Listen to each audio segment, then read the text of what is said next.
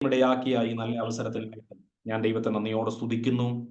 ആമേ, കടന്നു വന്നിരിക്കുന്ന എല്ലാ ബഹുമാന്യരായ ദൈവത്തിന്റെ മക്കളെയും ഓർത്ത് ദൈവത്തെ നന്ദിയോടെ സ്തുതിക്കുന്നു. ആമേൻ. ഒരിക്കൽ കൂടെ കൊലോസ്യ ലേഖനം അതിന്റെ 3-ാമത്തെ അധ്യായത്തിലേക്ക് നമ്മുടെ ശ്രദ്ധയെ നമുക്ക് കൊണ്ടുവരാം. സ്തോത്രം. ആമേൻ. ഞാൻ തീർച്ചയായിട്ടും വിശ്വസിക്കുന്നു കൊലോസ്യ ലേഖനത്തിന്റെ ആമേൻ ഈ ഭാഗങ്ങളെ ഇത്രത്തോളം കടന്നു വരുവാൻ ഇടയാകി തീരുമെന്ന് ഞാൻ ഒരിക്കലും ചിന്തിച്ചതല്ല. എന്നാൽ ആമേൻ, നിങ്ങളുടെ സഹകരണവും ആമേൻ, കർത്താവിന്റെ ആമേൻ ആമേൻ ആമേൻ വചനത്തോട് നിങ്ങൾ കാണിച്ച എല്ലാ ബഹുമാനത്തിനായിട്ടും ദൈവത്തെ നന്ദിയോടെ സ്തുതിക്കുന്നു, സ്തോത്രം ചെയ്യുന്നു. ആമേൻ. കർത്താവിന്റെ സന്നിധിയിൽ ഒരിക്കൽ കൂടെ കൊലോസ്യ ലേഖനത്തിന്റെ ആ വേദഭാഗങ്ങളിലേക്ക് നമ്മുടെ ശ്രദ്ധയെ നമുക്ക് ദൈവസന്നിധിയിൽ കൊണ്ടുവരാം. സ്തോത്രം. ദൈവസന്നിധിയിൽ പ്രാർത്ഥനയോടെ ദൈവത്തിന്റെ സന്നിധിയിൽ നമുക്കായിരിക്കാം. സ്തോത്രം. ആമേൻ. കൊലോസ്യ ലേഖനം ആമേൻ ഈ ദിവസങ്ങളിൽ നമ്മൾ പഠിച്ചുകൊണ്ടിരിക്കുമ്പോൾ ആമേൻ, ഞാൻ തീർച്ചയായിട്ടും വിശ്വസിക്കുന്നത് കൊലോസ്യ ലേഖനത്തിൽ കൂടി അപ്പോസ്തലനായ പൗലോസ് എന്ത് ഉദ്ദേശിച്ച് നമ്മളോട് ഈ ലേഖനം എഴുതിയോ അതിന്റെ ആധികാരികമായ സത്യങ്ങൾ അറിയുവാൻ ആമേൻ നിങ്ങൾക്ക് ഒരുപക്ഷെ കഴിഞ്ഞു കാണുമെന്ന് ഞാൻ വിശ്വസിക്കുകയാണ്. അല്പം ആമേൻ 1-ാമത്തെ അധ്യായവും 2-ാമത്തെ അധ്യായവും ഒക്കെ ആമേൻ അല്പം ബുദ്ധിമുട്ടുള്ളതും അല്ലെങ്കിൽ മനസ്സിലാക്കുവാൻ ഒരുപക്ഷെ നന്നായി ആമേൻ ശ്രമിക്കുന്നവർക്ക് തീർച്ചയായിട്ടും ഈസിയായി മനസ്സിലാകുകയും അല്ലെങ്കിൽ തെറ്റിദ്ധരിക്കാൻ സാധ്യതയുള്ളതുമായ ദൈവവചനമാണ് ആമേൻ അപ്പോസ്തലനായ പൗലോസ് വിവിധ വാചകങ്ങളിലൂടെ എഴുതി ആമേൻ കൊലോസിയ സഭയെ അറിയിക്കുന്നത്. സ്തോത്രം. ആ വചനങ്ങൾ അതേ അളവിൽ നമുക്കും പ്രയോജനകരമാണ് എന്നത് ഓർക്കുമ്പോൾ ദൈവത്തെ നന്ദിയോടെ സ്തുതിക്കുന്നു.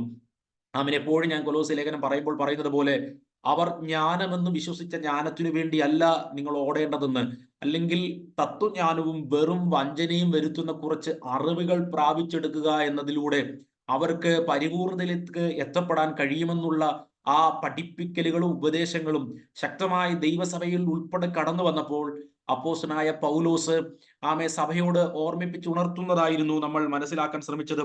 അത് കേവലം ഒരു വാക്കു മാത്രമേ ഉള്ളൂ. ജഡാഭിലാഷം ഒതുക്കുവാനോ കഴിയുന്നതല്ല. സ്തോത്രം. എന്നാൽ ജഡാഭിലാഷം ഒതുക്കുവാൻ കഴിയത്തക്ക രീതിയിലുള്ള ജ്ഞാനം എന്താണെന്ന് അപ്പോസ്തലനായ പൗലോസ് ഇവിടെ പറയുകയായിരുന്നു. ആ ജ്ഞാനം എന്ന് പറയുന്നത് തത്വജ്ഞാനം മനസ്സിലാക്കുന്നത് പോലെയോ നമ്മുടെ ബുദ്ധി കൊണ്ട് നമുക്ക് തെളിയിച്ചു തരുവാൻ കഴിയുന്നത് പോലെയുള്ള ഒരു ജ്ഞാനമല്ല പൗലോസ് ഇവിടെ പറയുന്നത്.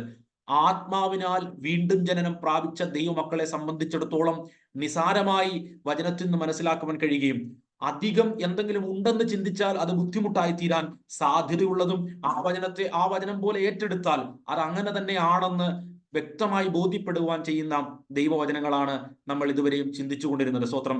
ഇതിനെ കഠിനകരമായി നമ്മൾ ചിന്തിക്കാതെ ഇരുന്നാൽ ഒരുപക്ഷെ എന്നേക്കാൾ കൂടുതൽ ഇതിനോട് ആഡ് ചെയ്ത് മനസ്സിലാക്കുവാൻ കഴിയുന്നവരും ആമേൻ അപ്രകാരം അറിവുള്ളവരുമാണ് ആമേൻ ഇതിൽ ആമേൻ നല്ല ശതമാനം ദൈവമക്കളും. ഒന്ന് ഓർത്ത് ഞാൻ ദൈവത്തെ നന്ദിയോടെ സ്തുതിക്കുന്നു. ചുരുക്കം ചില വ്യക്തികൾക്ക് ഒരുപക്ഷെ ഞാൻ വേഗത്തിൽ പറഞ്ഞു പോകുന്ന വഴിയിൽ മനസ്സിലായില്ലെങ്കിൽ ആമേൻ സ്തോത്ര ദൈവസന്നിധിയിൽ ഒരിക്കൽ കൂടി ആ ലേഖനങ്ങൾ വായിച്ചാട്ടെ, അല്ലെങ്കിൽ ചില കാര്യങ്ങളിൽ സംശയം തോന്നിയെങ്കിൽ ആമേൻ ഒന്നുകൂടി ആ വാക്യങ്ങളെ അപ്രകാരമാണോ എന്ന് മനസ്സിലാക്കാൻ ശ്രമിച്ചാട്ടെ. ആ വചനങ്ങളിൽ കൂടി ദൈവം നമ്മളോട് സംസാരിക്കുവാൻ ഇടയാച്ചിരും. ആമേൻ. അപ്പോസ്തലനായ പൗലോസ് കൊലോസ്യർക്ക് ലേഖനം എഴുതുമ്പോൾ എപ്പോഴും 1-ാം അധ്യായം മുതൽ ഈ 3-ാം അധ്യായം വരെ പറയുന്നത് നമ്മൾ ചിലതൊക്കെ അറിയണമെന്നാണ് പറയുന്നത്. സ്വത്രം. അവർ പറയുന്ന ജ്ഞാനത്തെ വലുതാക്കി കാണിച്ചപ്പോൾ ഏറ്റവും ആഴത്തിൽ മറഞ്ഞു കിടന്ന ജ്ഞാനമായ യേശു കർത്താവിനെ നമ്മളാരും ഇതുവരെ മനസ്സിലാക്കിയിട്ടില്ലെന്നും ആ യേശു കർത്താവ് ചെയ്തു തീർത്ത ദൈവത്തിന്റെ പ്രവൃത്തിയുടെ അറിവിലേക്ക് അല്ലെങ്കിൽ അത് നമ്മൾ തിരിച്ചറിയേണ്ടതായിട്ടുണ്ട് എന്നും അപ്പോസ്തലനായ പൗലോസ് സഭയെക്കുറിച്ച് ആഗ്രഹിക്കുന്നുണ്ടായിരുന്നു. നമ്മുടെ ജീവിതത്തിന്റെ ആത്മീക ജീവിതത്തിന്റെ മുന്നോട്ടുള്ള യാത്രയിൽ കർത്താവിനെ കുറിച്ച് കൂടുതൽ അറിയുകയും നമ്മൾ കർത്താവിനെ കുറിച്ച് കൂടുതൽ മനസ്സിലാക്കുവാനും എടുക്കുന്ന ഓരോ നിമിഷങ്ങളും നമുക്ക് എപ്പോഴും അനുഗ്രഹീതമായ സമയങ്ങളാണ്. സ്തോത്രം. കാരണം മറ്റാരെ കുറിച്ച് നമ്മൾ പഠിച്ചാലും നമുക്കത് പെർഫെക്ഷനിലേക്ക് വരത്തില്ല. കാരണം എന്താണെന്ന് ചോദിച്ചാൽ യേശുവിനോളം പരിപൂർണതയിലേക്ക് വന്നവർ ലോകത്തിൽ ആരുമില്ല, പൗലോസ് പോലുമില്ല. സ്തോത്രം. എന്നാൽ പരിപൂർണതയിലേക്ക് ഓടിത്തികച്ച യേശു കർത്താവിനെ നമ്മൾ കൂടുതൽ അറിയുന്നതിലൂടെ ആമേൻ ദൈവത്തിന്റെ വചനത്തിൽ കൂടി ആ പരിപൂർണതയിൽ ക്രിസ്തു എന്ന തലയോളം വളരുവാൻ ദൈവാത്മാവിൽ നമുക്ക് ഇടയാക്കി തീരുമെന്നുള്ള സത്യങ്ങളെ ഈ കൊലോസ്യ ലേഖനത്തിൽ കൂടി മനസ്സിലാക്കുവാൻ ദൈവം നമുക്ക് വലിയ കൃപ തരട്ടെ എന്ന് ആത്മാർത്ഥമായിട്ട് ആഗ്രഹിച്ചുകൊണ്ട് 3-ാം അധ്യായത്തിന്റെ ഞാൻ കഴിഞ്ഞ ദിവസങ്ങളിൽ വായിച്ചു തീർത്ത വേദഭാഗങ്ങളൊന്ന് വായിച്ചിട്ട് താഴത്തെ വേദഭാഗങ്ങളിലേക്ക് നമുക്ക് കടന്നു പോകാം. ആമേൻ. നമുക്കൊരിക്കൽ കൂടെ 3-ാം അധ്യായം 10-ാം വാക്യവും 11-ാമത്തെ വാക്യവും ഒരിക്കൽ കൂടെ വായിച്ചാട്ടെ. തന്നെ സൃഷ്ടിച്ചവന്റെ പ്രതിമ പ്രതിമ പ്രകാരം പരിജ്ഞാനത്തിന് പുതുക്കം പ്രാപിക്കുന്ന പുതിയ മനുഷ്യനെ ധരിച്ചിരിക്കുന്നുവല്ലോ. അതിൽ യവനനും യഹൂദനും എന്നില്ല, പരിച്ഛേദനയും അഗ്രചർമ്മവും എന്നില്ല, ബർബരൻ, ശകൻ, ദാസൻ, സ്വതന്ത്രൻ എന്നുമില്ല, ക്രിസ്തുവത്രേ എല്ലാവരിലും എല്ലാം ആകുന്നു. ആമേൻ. ക്രിസ്തുവത്രേ എല്ലാവരിലും എല്ലാം ആകുന്നു. സ്തോത്രം. നമുക്ക് ഇനി 13 മുതലുള്ള വേദഭാഗങ്ങളെ നമ്മൾ പഠിക്കാൻ പോകുമ്പോൾ അല്ലെങ്കിൽ മനസ്സിലാക്കാൻ പോകുമ്പോൾ സത്യത്തിൽ ഇതുവരെയുള്ള വാചകങ്ങളും അല്ലെങ്കിൽ പ്രത്യേകിച്ച് 10 പറഞ്ഞിരിക്കുന്ന ദൈവിക സത്യങ്ങളെ അതേ അർത്ഥത്തിൽ മനസ്സിലാക്കിയില്ലെങ്കിൽ ഒരു കാരണവശാലും നമ്മൾ ആ വാക്യങ്ങളുടെ അർത്ഥങ്ങൾ അതുപോലെ നമുക്ക് ഉൾക്കൊള്ളാൻ കഴിയത്തില്ല. കാരണം നമുക്കൊരിക്കലും നമ്മുടെ ശക്തി കൊണ്ടോ നമ്മളുടെ കഷ്ടപ്പാട് കൊണ്ടോ നമ്മൾ പ്രയത്നിച്ചത് കൊണ്ടോ നേടി എടുക്കുവാൻ കഴിയാത്ത അല്ലെങ്കിൽ നമുക്ക് പൂർത്തീകരിക്കുവാൻ കഴിയാത്ത സത്യങ്ങളാണ് ഇനി പറയാൻ പോകുന്നത്. നമുക്കത് അറിയാമല്ലോ. അവിടെ പറഞ്ഞിരിക്കുന്നത് മനസ്സലിവ്, ദയ, താഴ്മ, സൗമ്യത, ദീർഘക്ഷമ, ക്ഷമിക്കണം, സ്നേഹിക്കണം എന്നൊക്കെയാണ് ഇനി പറയുന്നത്. ഈ പറയുന്ന കാര്യങ്ങൾ നാളെ മുതൽ ഞാൻ അങ്ങ് ക്ഷമിച്ചേക്കാം എന്ന് ചിന്തിച്ചാൽ ക്ഷമിക്കാൻ പറ്റത്തില്ല. നാളെ മുതൽ ഞാൻ മനസ്സിലുള്ളവനായിരിക്കാം എന്ന് ചിന്തിച്ചാൽ നമുക്ക് മനസ്സിൽ വരത്തില്ല. സ്തോത്രം. നാളെ മുതൽ ഞാൻ താഴ്മ ഉള്ളവനായി ജീവിക്കാമെന്ന് പറഞ്ഞാൽ നമുക്ക് താഴ്മ വരത്തില്ല. സ്തോത്രം. ഞാൻ എപ്പോഴും പറയുന്നത്, കൊലോസ്യ ലേഖനത്തിൽ എപ്പോഴും പറഞ്ഞതുപോലെ താഴ്മ ഉള്ള വ്യക്തിയായി അഭിനയിക്കാൻ പറ്റും. സ്തോത്രം. അല്ലെങ്കിൽ മനസ്സിലുള്ള വ്യക്തിയാണെന്ന് നമുക്ക് അഭിനയിക്കാൻ പറ്റും, നമുക്ക് മറ്റുള്ളവരെ കാണിക്കാൻ പറ്റും, പരീശന്മാർ ചെയ്തതുപോലെ. എന്നാൽ സത്യത്തിൽ ദൈവവചനത്തിൽ കൂടി ദൈവം നമ്മളിൽ നിന്ന് ഉദ്ദേശിച്ച ആ മനസ്സലിവിലേക്കും ആ ദയയിലേക്കും വരണമെങ്കിൽ ഇതിനകത്ത് തൊട്ടു മുകളിൽ പറഞ്ഞിരിക്കുന്ന വാചകങ്ങളുടെ അർത്ഥം നമ്മൾ ആഴത്തിൽ മനസ്സിലാക്കണം. അതാണ് പൗലോസ് പറയുന്നത്. നിങ്ങൾക്ക് ജ്ഞാനം ആവശ്യമാണ്. അത് ലോകത്തിന്റെ ചില അറിവുകളല്ല. ക്രിസ്തുവിനെ ഒന്ന് അറിയാൻ ശ്രമിക്കണം. ഞാൻ കഴിഞ്ഞ ഇത്രയും നാളുകൾ കൊലോസ്യ ലേഖനം എടുത്തപ്പോൾ ഞാൻ പല പ്രാവശ്യം നിങ്ങളോട് പറഞ്ഞതാണ്, യേശു നമുക്ക് വേണ്ടി ചെയ്തു തീർത്തതിന്റെ ആഴം അതേ അർത്ഥത്തിൽ ബൈബിളിൽ പൗലോസ് എഴുതിയിരിക്കുന്നതും ദൈവവചനം വെളിപ്പെടുത്തിയതും നമ്മൾ മനസ്സിലാക്കിയാൽ യേശുവിന്റെ സ്വഭാവമായ ഈ സത്യങ്ങളിലേക്ക് വരുന്നത് ഒരിക്കലും ഞാൻ നിഷ്പ്രയാസം നമുക്കതിൽ വരാൻ കഴിയുമെന്ന് പറയുന്നില്ല. എന്നാൽ നമ്മുടെ ജീവിതത്തിന്റെ യാത്രയിൽ ആ സ്വഭാവം ക്രിസ്തുവിന് വേണ്ടി നമ്മൾ സമർപ്പിക്കപ്പെട്ടിരിക്കുന്നത് കൊണ്ട് നമ്മൾ തന്നെ അറിയാതെ നമ്മളിൽ നിന്നും പുറപ്പെടുവിക്കപ്പെടുവാനിടയാകും. സ്തോത്രം. അങ്ങനെ മാത്രമേ ഈ സ്വഭാവങ്ങളിലേക്ക് നമുക്ക് കടന്നു വരാൻ കഴിയത്തുള്ളൂ. അല്ലാതെ ഞാൻ ഇന്ന് മുതൽ മനസ്സലിവ് വേണം അല്ലേ പാസ്റ്ററെ, എന്നാ പിന്നെ നാളെ മുതൽ ഞാൻ മനസ്സലിഞ്ഞേക്കാം എന്ന് പറഞ്ഞാൽ വരുന്നതല്ല ഇവിടെ പറഞ്ഞിരിക്കുന്ന മനസ്സലിവ്. അത് ലോകത്തിന്റെ മനുഷ്യർ പറയുന്ന ലോകത്തിന്റെ ഉപദേശങ്ങളിലെ മനസ്സലിവാണ്. സ്തോത്രം. അത് ദൈവിക മനസ്സലിവല്ല. ദൈവത്തിന്റെ മനസ്സലിവ് അല്ലെങ്കിൽ ദൈവം ബൈബിളിൽ കൂടി ഉദ്ദേശിക്കുന്ന മനസ്സലിവ് എന്ന് വെച്ചാൽ സിമ്പിളായി പറഞ്ഞാൽ യേശു എങ്ങനെ മനസ്സലിഞ്ഞോ അങ്ങനെ നമ്മൾ മനസ്സലിയണം. യേശു എങ്ങനെ മറ്റുള്ളവരുടെ ദയ കാണിച്ചോ അങ്ങനെ നമ്മൾ ദയ കാണിക്കണം. യേശു മറ്റുള്ളവരെ എങ്ങനെ സ്നേഹിച്ചോ ആ സ്നേഹമാണ് ഇവിടെ പറയുന്നത്, അങ്ങനെ സ്നേഹിക്കണം. യേശു എങ്ങനെ മറ്റുള്ളവരോട് ക്ഷമിച്ചോ അങ്ങനെ നമ്മൾ ക്ഷമിക്കണമെന്ന് ഇവിടെ പറയുന്നത്. ഇത് നമ്മൾ വിചാരിച്ചാൽ നടക്കുന്ന ഒരു കാര്യമല്ലെന്ന് ആദ്യം നമ്മൾ പരാജയം സമ്മതിക്കണം. ഈ പ്രസംഗിക്കുന്ന ഞാൻ ഉൾപ്പെടെ, ഞാനിത് പ്രസംഗിച്ച് തുടങ്ങുമ്പോൾ ആരും ചിന്തിക്കരുത്, ആ ദൈവദാസൻ ദൈവമുള്ളവനാണ്, മനസ്സലിവുള്ളവനാണ്, സൗമ്യതയുള്ളവനാണ്, ദീർഘക്ഷമയുള്ളവനാണ്, അല്ലെങ്കിൽ എല്ലാം ക്ഷമിക്കുന്നയാളാണ്, വളരെ സെൽഫിഷ് അല്ലാത്ത വളരെ സ്നേഹത്തിൽ കൂടി കഴിയുന്നവനാണ് എന്നൊരു തെറ്റിദ്ധാരണ നിങ്ങൾക്ക് വരരുത്. സ്തോത്രം. കാരണം ഈ പ്രസംഗം എനിക്കും കൂടിയുള്ളതാ എന്ന് പറഞ്ഞാൽ ഇതുവരെയുള്ള പ്രസംഗം എനിക്കല്ലെന്നല്ല. എന്നാൽ പ്രത്യേകിച്ച് ഈ ഭാഗങ്ങൾ എന്നോടും കൂടെ സംസാരിക്കാതെ, എന്നോടും കൂടെ വിരൽ ചൂണ്ടാതെ ഞാൻ എന്നെ മാറ്റി നിർത്തിക്കൊണ്ട് ഈ പ്രസംഗം പ്രസംഗിക്കുന്നത് വെറും അഭിനയമാകുമെന്നുള്ളത് സത്യമായതുകൊണ്ട് നമുക്ക് ഒരുമിച്ച് ഇതിലേക്ക് വരുവാൻ ദൈവിക സത്യങ്ങളെ ഇടയാക്കട്ടെ. ഞാൻ കഴിഞ്ഞ ദിവസങ്ങളിൽ നിങ്ങളോട് പറഞ്ഞതുപോലെ കൊലോസ്യ ലേഖനത്തിൽ കൂടി അപ്പോസ്തലനായ പൗലോസ് പറയുകയാണ്, ക്രിസ്തുവിൽ നിങ്ങൾക്ക് ഒരു ജനനം സംഭവിച്ചു. നിങ്ങൾക്ക് ദൈവത്തിൽ 10-ാം വാക്യത്തിൽ നമ്മൾ അങ്ങനെയാണ് കാണുന്നത്, സൃഷ്ടിതാവുണ്ട് നിങ്ങൾക്ക്. സൃഷ്ടിച്ചവന്റെ പ്രതിമപ്രകാരം അവന്റെ പരിജ്ഞാനം എന്ന് പറഞ്ഞാൽ ക്രിസ്തുവിനെ കൂടുതൽ അറിയുകയും തിരിച്ചറിയുകയും ക്രിസ്തുവിനെ അറിയുന്നതിലൂടെ നമ്മളെ സൃഷ്ടിച്ചവന്റെ സ്വഭാവത്തെ മനസ്സിലാക്കാനിടയായിത്തീരും. ഞാൻ അന്ന് ഒത്തിരി പ്രാവശ്യം ഈ കൊലോസ്യ ലേഖനത്തിൽ പറഞ്ഞതാണ്, നമ്മളുടെ പിതാവിനെ സ്വഭാവം നമ്മൾ അറിയുന്നതിലൂടെ പിതാവിന്റെ ചില കാര്യങ്ങളെ മനസ്സിലാക്കി നമ്മുടെ ജീവിതത്തിൽ അത് അപ്ലൈ ചെയ്യുന്നത് പോലെ രണ്ടാമത്തെ ജനനം തന്ന നമ്മുടെ സൃഷ്ടിതാവായ യേശു കർത്താവിനെ അടുത്ത് അറിയുന്നതിലൂടെ, ആ ജ്ഞാനത്തിലൂടെ, ആ തിരിച്ചറിവിലൂടെ, ആമേൻ പരിജ്ഞാനത്തിലൂടെ നമ്മുടെ ജീവിതത്തിന് വ്യക്തമായ മാറ്റങ്ങളിലേക്ക് വരുവാൻ ദൈവാത്മാവ് ഇടയാക്കട്ടെ. നമ്മൾ ശകനാണ് എന്ന് പറഞ്ഞ് മാറി നിൽക്കാൻ പറ്റത്തില്ല. നമ്മൾ ബർബരനാണ് എന്ന് പറഞ്ഞ് നമുക്ക് മാറി നിൽക്കാൻ പറ്റത്തില്ല. നമ്മൾ അഗ്രചർമ്മമുള്ള വ്യക്തിയാണെന്ന് പറഞ്ഞ് മാറി നിൽക്കാൻ പറ്റത്തില്ല. നമ്മൾ പരിച്ഛേദനക്കാരാണെന്ന് പറഞ്ഞ് മാറി നിൽക്കാൻ കഴിയത്തില്ല. നമ്മൾ അടിമകളാണ് എന്നും ദാസനാണെന്ന് പറഞ്ഞ് മാറി നിൽക്കാൻ കഴിയത്തില്ല. നമ്മൾ സ്വതന്ത്രനാണ് എന്ന് പറഞ്ഞ് മാറി നിൽക്കാൻ കഴിയത്തില്ല. എല്ലാവരെയും വീണ്ടും ജനിച്ചവരാണെങ്കിൽ നമ്മളുടെ എല്ലാവരുടെയും പിതാവ് യേശുവാണ്. ആ യേശുവിന്റെ സ്വഭാവത്തിലേക്കാണ് ശകനായാലും ബർബരനായാലും സ്വതന്ത്രനായാലും ദാസനായാലും പരിച്ഛേദനക്കാരനായാലും അഗ്രചർമ്മത്വം ഉള്ളവരായാലും ഏത് വ്യക്തിയായാലും യേശുവിനെയാണ് നമ്മൾ ഇനി ഫോളോ ചെയ്യുന്നത്.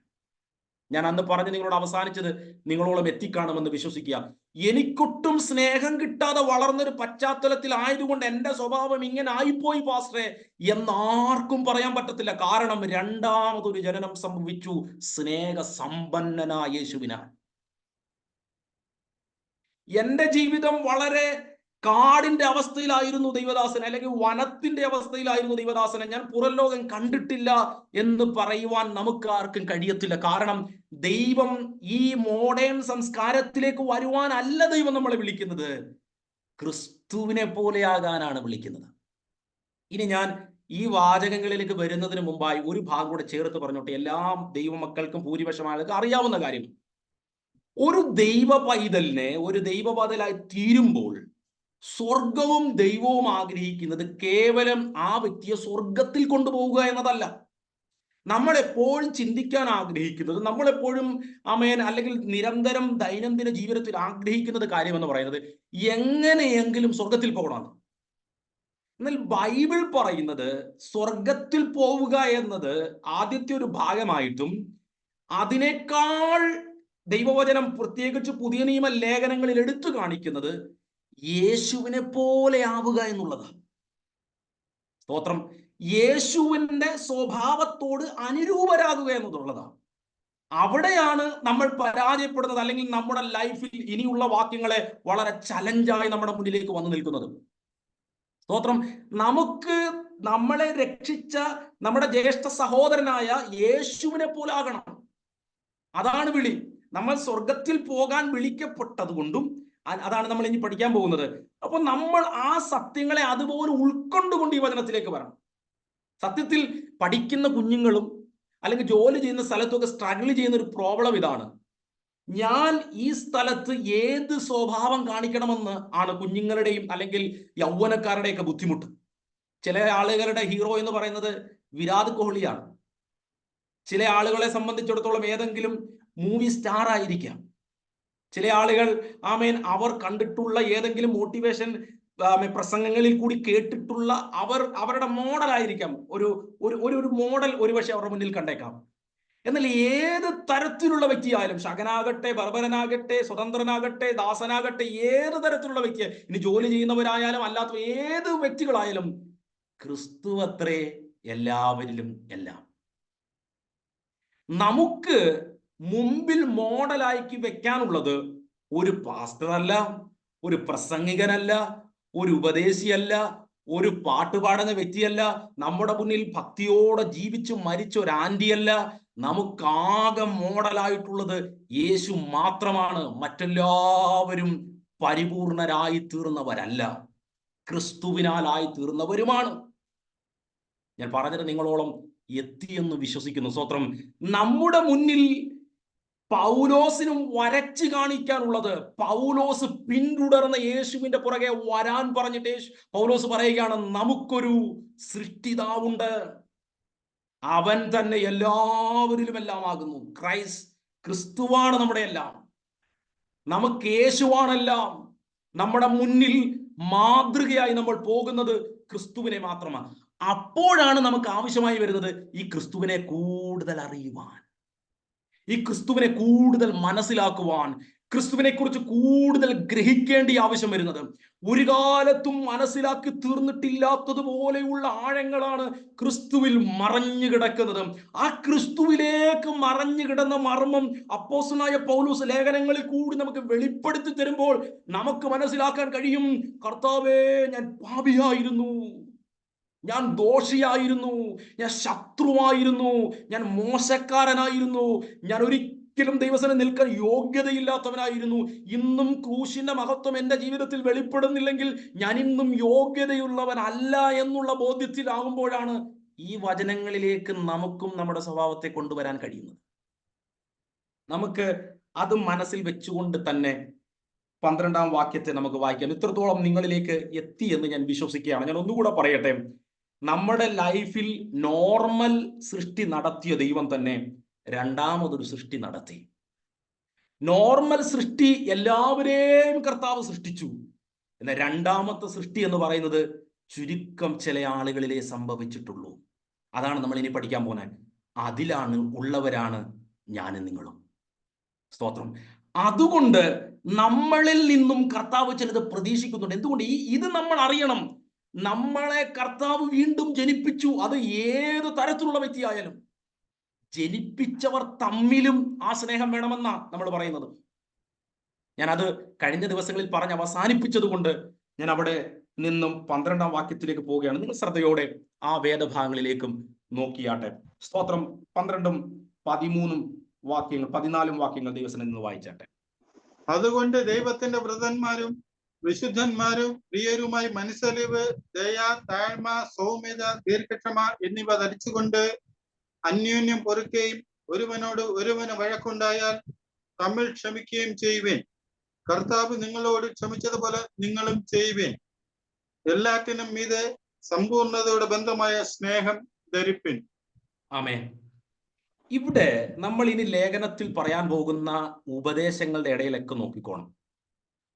ക്രിസ്തുവിലെന്നോ ക്രിസ്തു നിമിത്തമെന്നോ അല്ലെങ്കിൽ ക്രിസ്തു ചെയ്തതുപോലെ ഒന്നൊരു വാക്ക് ലേഖനങ്ങളിലെല്ലാം പൗലോസ് ആഡ് ചെയ്യുന്നുണ്ട്. പഴയ നിയമ ന്യായപ്രമാണത്തിലേക്ക് നോക്കിയാൽ ജസ്റ്റ് ഓർഡർ മാത്രമേ ഉള്ളൂ. ഇത് ചെയ്യുക, മോഹിക്കരുത്, കൊലപാതകം ചെയ്യരുത്. എന്നാൽ ലേഖനങ്ങളിലേക്ക് വരുമ്പോൾ നോക്കിയാട്ടെ, ക്ഷമ പറയുമ്പോൾ പറയാം, ക്രിസ്തു നിങ്ങളോട് ക്ഷമിച്ചതുപോലെ. എന്താണ് സ്നേഹിക്കാൻ പറയുമ്പോൾ പറയാണ്, ക്രിസ്തു നിങ്ങളെ സ്നേഹിച്ചതുപോലെ. ഇനി ഭാര്യമാരുടെ ഭർത്താക്കന്മാരുടെ കടമ പറയുമ്പോഴും പറയുന്നു, കർത്താവിൽ ഉചിതമാവണ്ണം. അതിന്റെ തൊട്ട് മുകളിലുള്ള ഭാഗത്തിന് പറയുകയാണ്, സൃഷ്ടിച്ചവന്റെ പ്രതിമ പ്രകാരം. എന്നാൽ പഴയ നിയമത്തിൽ അങ്ങനെ ഒരു ക്ലോസ് ഇല്ല, അങ്ങനെ ഒരു ഡിമാൻഡ് ഇല്ല, അങ്ങനെ ഒരു കണക്ഷൻ ഇല്ല. പുതിയ നിയമത്തിലെ വിശുദ്ധീകരണം എന്ന് പറയുന്നത്, പുതിയ നിയമത്തിലെ വിശുദ്ധി എന്ന് പറയുന്നത് ക്രിസ്തുവിനാൽ സംഭവിക്കുന്നതാ. അതുകൊണ്ടാണ് ഇതിനിടയിലെല്ലാം ക്രിസ്തുവിനെ കണക്ട് ചെയ്യുന്നത്. സ്തോത്രം. ഈ വചനങ്ങളെ അതുപോലെ മനസ്സിലാക്കാൻ നമ്മൾക്ക് കഴിയണം. സ്തോത്രം. ഞാൻ 2-ാം അധ്യായത്തിന്റെ അവസാന ഭാഗത്തിൽ പറയുന്നത്, നമ്മളാരും കഷ്ടപ്പെടേണ്ട ഒരാവശ്യവുമില്ല. നമുക്ക് കഷ്ടപ്പെട്ടാൽ നേടിയെടുക്കാൻ കഴിയത്തുമില്ല. സ്തോത്രം. നമുക്ക് ശ്രമിച്ചിട്ട് നമ്മൾ കോപത്തെ കൺട്രോൾ ചെയ്യുന്നതല്ല ബൈബിൾ പറയുന്ന കോപത്തിന്മേലുള്ള നിയന്ത്രണം.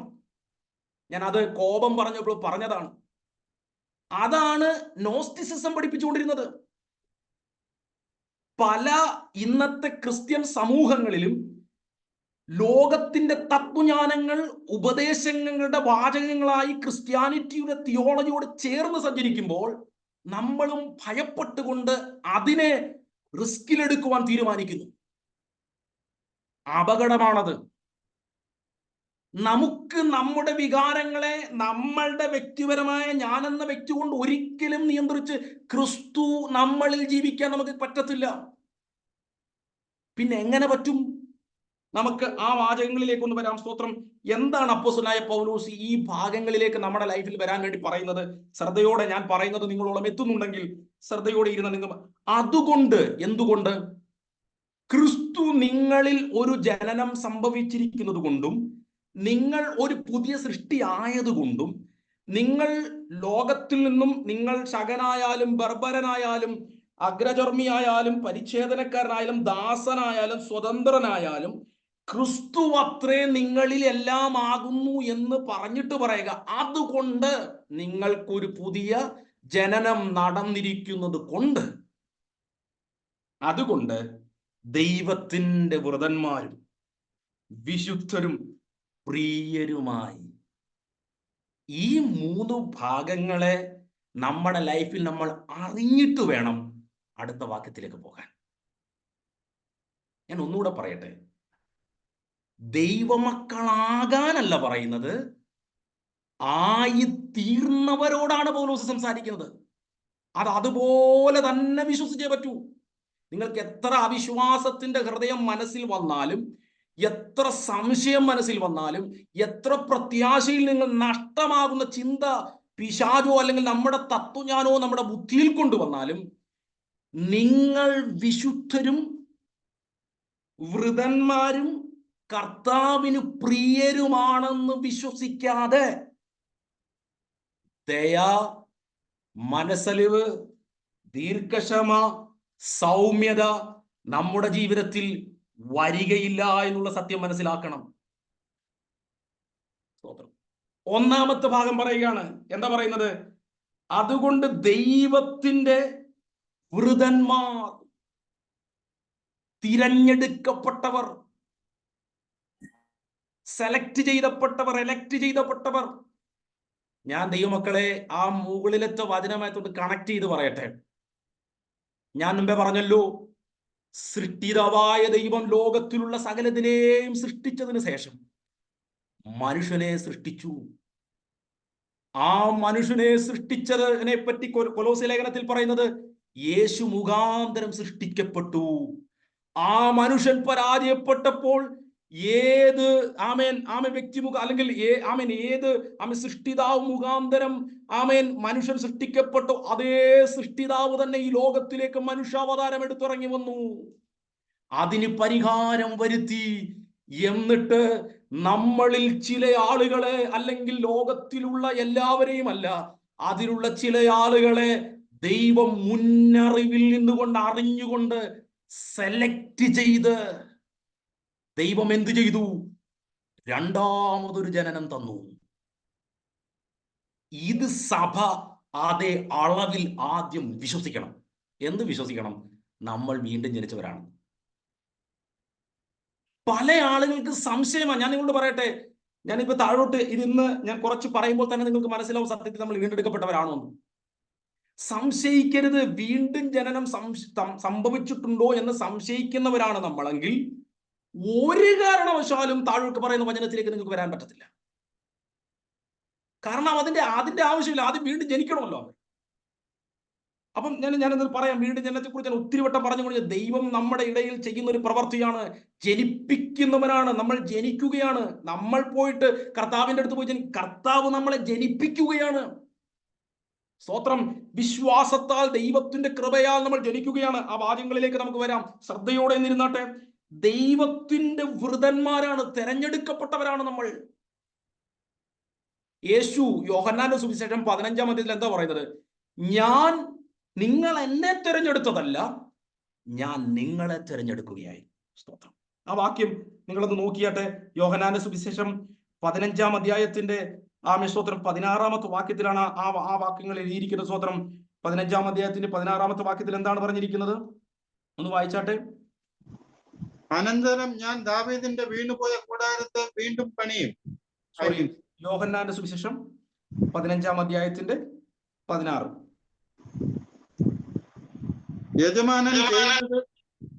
യജമാനൻ ചെയ്യുന്നത് ദാസൻ അറിയുക കൊണ്ട് ഞാൻ നിങ്ങളെ ദാസന്മാർ എന്ന് ഇനി പറയുന്നില്ല. ഞാൻ എന്റെ പിതാവിനോട് കേട്ടത് എല്ലാം നിങ്ങളോട് അറിയിച്ചത് കൊണ്ട് നിങ്ങളെ സ്നേഹിതന്മാർ എന്ന് പറഞ്ഞിരിക്കുന്നു.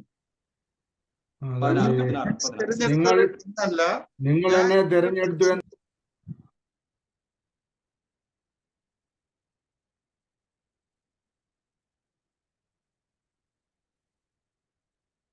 വായിച്ചാട്ടെ മ്യൂട്ടാണ്. നിങ്ങൾ എന്നെ തെരഞ്ഞെടുത്തു എന്നല്ല, ഞാൻ നിങ്ങളെ തെരഞ്ഞെടുത്തു. നിങ്ങൾ പോയി ഫലം കായ്ക്കേണ്ടതിന്, നിങ്ങളുടെ ഫലം നിലനിൽക്കേണ്ടതിനും നിങ്ങളെ ആക്കി വെച്ചുമിരിക്കുന്നു. നിങ്ങൾ എൻ്റെ നാമത്തിൽ പിതാവിനോട് അപേക്ഷിക്കുന്നതൊക്കെ അവൻ നിങ്ങൾക്ക് തരുവാനായിട്ട് തന്നെ. ആമേൻ. 19-ാമത്തെ വാക്യം കൂടെ ഒന്ന് വായിച്ചട്ടെ. 19. നിങ്ങൾ ലോകക്കാർ ആയിരുന്നുവെങ്കിൽ ലോകം തനിക്ക് സ്വന്തമായതിനെ സ്നേഹിക്കുമായിരുന്നു. എന്നാൽ നിങ്ങൾ ലോകക്കാരായിരിക്കാതെ ഞാൻ നിങ്ങളെ ലോകത്തിൽ നിന്ന് തിരഞ്ഞെടുത്തതുകൊണ്ട് ലോകം നിങ്ങളെ പകയ്ക്കുന്നു. ആമേൻ. ദൈവം ലോകത്തിൽ നിന്ന് തെരഞ്ഞെടുത്തവരാണ് സഭ. വൃതന്മാരാണ്, ദൈവത്തിന്റെ വൃതന്മാരാണ് ഞാനും നിങ്ങളും. ഇത് വിശ്വസിക്കാൻ പറ്റുന്നുണ്ടോ? നമ്മുടെ മനസ്സ് നമ്മളോട് പറയാം, അല്ല പാസ്റ്റർ ഞാൻ അതിലുണ്ടോ എന്ന് എനിക്ക് സംശയമാണ്. കുഴപ്പമാ, ആ സംശയം തന്നെ കുഴപ്പമാ. ആ സംശയം വന്നത് തന്നെ നമുക്ക് ഒരു ബുദ്ധിമുട്ടാ ഈ വിശുദ്ധീകരണത്തിലേക്ക് നടക്കാൻ. ആദ്യം നമ്മൾ വിശ്വസിച്ചേ പറ്റൂ. ഞാൻ പറയുന്നതല്ല കേട്ടോ, ബൈബിൾ നമ്മളോട് പറയുക, സഭയോട് ലേഖനത്തിൽ അപ്പോസ്തലൻ പൗലോസ് പറയുകയാണ്, നിങ്ങൾ അറിയണം, നിങ്ങൾ വേർതിരിക്കപ്പെട്ടവരാണ്, എലക്ട് ചെയ്തപ്പെട്ടവരാണ്, തെരഞ്ഞെടുക്കപ്പെട്ടവരാണ്. ലോകത്തിൽ നമ്മൾ 15-ാം വാക്യത്തിൽ ഈ യോഹന്നാൻ സുവിശേഷം എന്താ വായിച്ചത്? ലോകം നിങ്ങളെ പകയ്ക്കുന്നു എങ്കിൽ നിങ്ങൾ മുമ്പേ എന്നെ പകച്ചിരിക്കുന്നു. നിങ്ങൾ ലോകക്കാരായിരുന്നു എങ്കിൽ ലോകം തനിക്ക് സ്വന്തമായതിനെ സ്നേഹിക്കുമായിരുന്നു. എന്നാൽ നിങ്ങൾ ലോകക്കാരല്ലാതിരിക്കെ ഞാൻ നിങ്ങളെ ലോകത്തിൽ നിന്നും തിരഞ്ഞെടുക്കൊണ്ട് ലോകം നിങ്ങളെ പകയ്ക്കുന്നു. ലോകം പകയ്ക്കുമ്പോൾ നമ്മൾക്ക് സമാധാനം എന്താ? നാളെ ഈ ലോകത്ത് ഞാൻ മാനിക്കപ്പെടുമെന്നല്ല. നമ്മൾ കേൾക്കുന്നത് എന്താ? നിന്ദിക്കപ്പെട്ടെടുത്തു ഞാൻ മാനിക്കപ്പെടും. അങ്ങനെയാണ് അവിടെ പറഞ്ഞിരിക്കുന്നത്. ലോകം നമ്മളെ പകയ്ക്കും. എന്തുകൊണ്ട്? ലോകത്തിൽ നിന്നും വേർതിരിച്ച് തെരഞ്ഞെടുത്തവരാണ് ഞാനും നിങ്ങളും. മാറ്റിയെടുത്തു വെച്ചവരാണ് ഞാനും നിങ്ങളും. തിരഞ്ഞെടുത്ത് ആക്കി വെച്ചവരാണ് ഞാനും നിങ്ങളും. സ്തോത്രം. ആ തിരഞ്ഞെടുപ്പിനെ നമുക്ക് ബോധ്യമാകണം. ഈ തിരഞ്ഞെടുപ്പിനെ പറ്റി റോമാലേഖനത്തിന്റെ 8-ാം അധ്യായത്തിൽ എന്താ പറഞ്ഞിരിക്കുന്നത്? 8-ാം അധ്യായത്തിന്റെ 28-ാമത്തെ വാക്യം 29-ാമത്തെ വാക്യം എന്ന് വായിച്ചാട്ടെ. റോമാലേഖനം 8-ാം അധ്യായത്തിന്റെ 29-ാമത്തെ വാക്യം.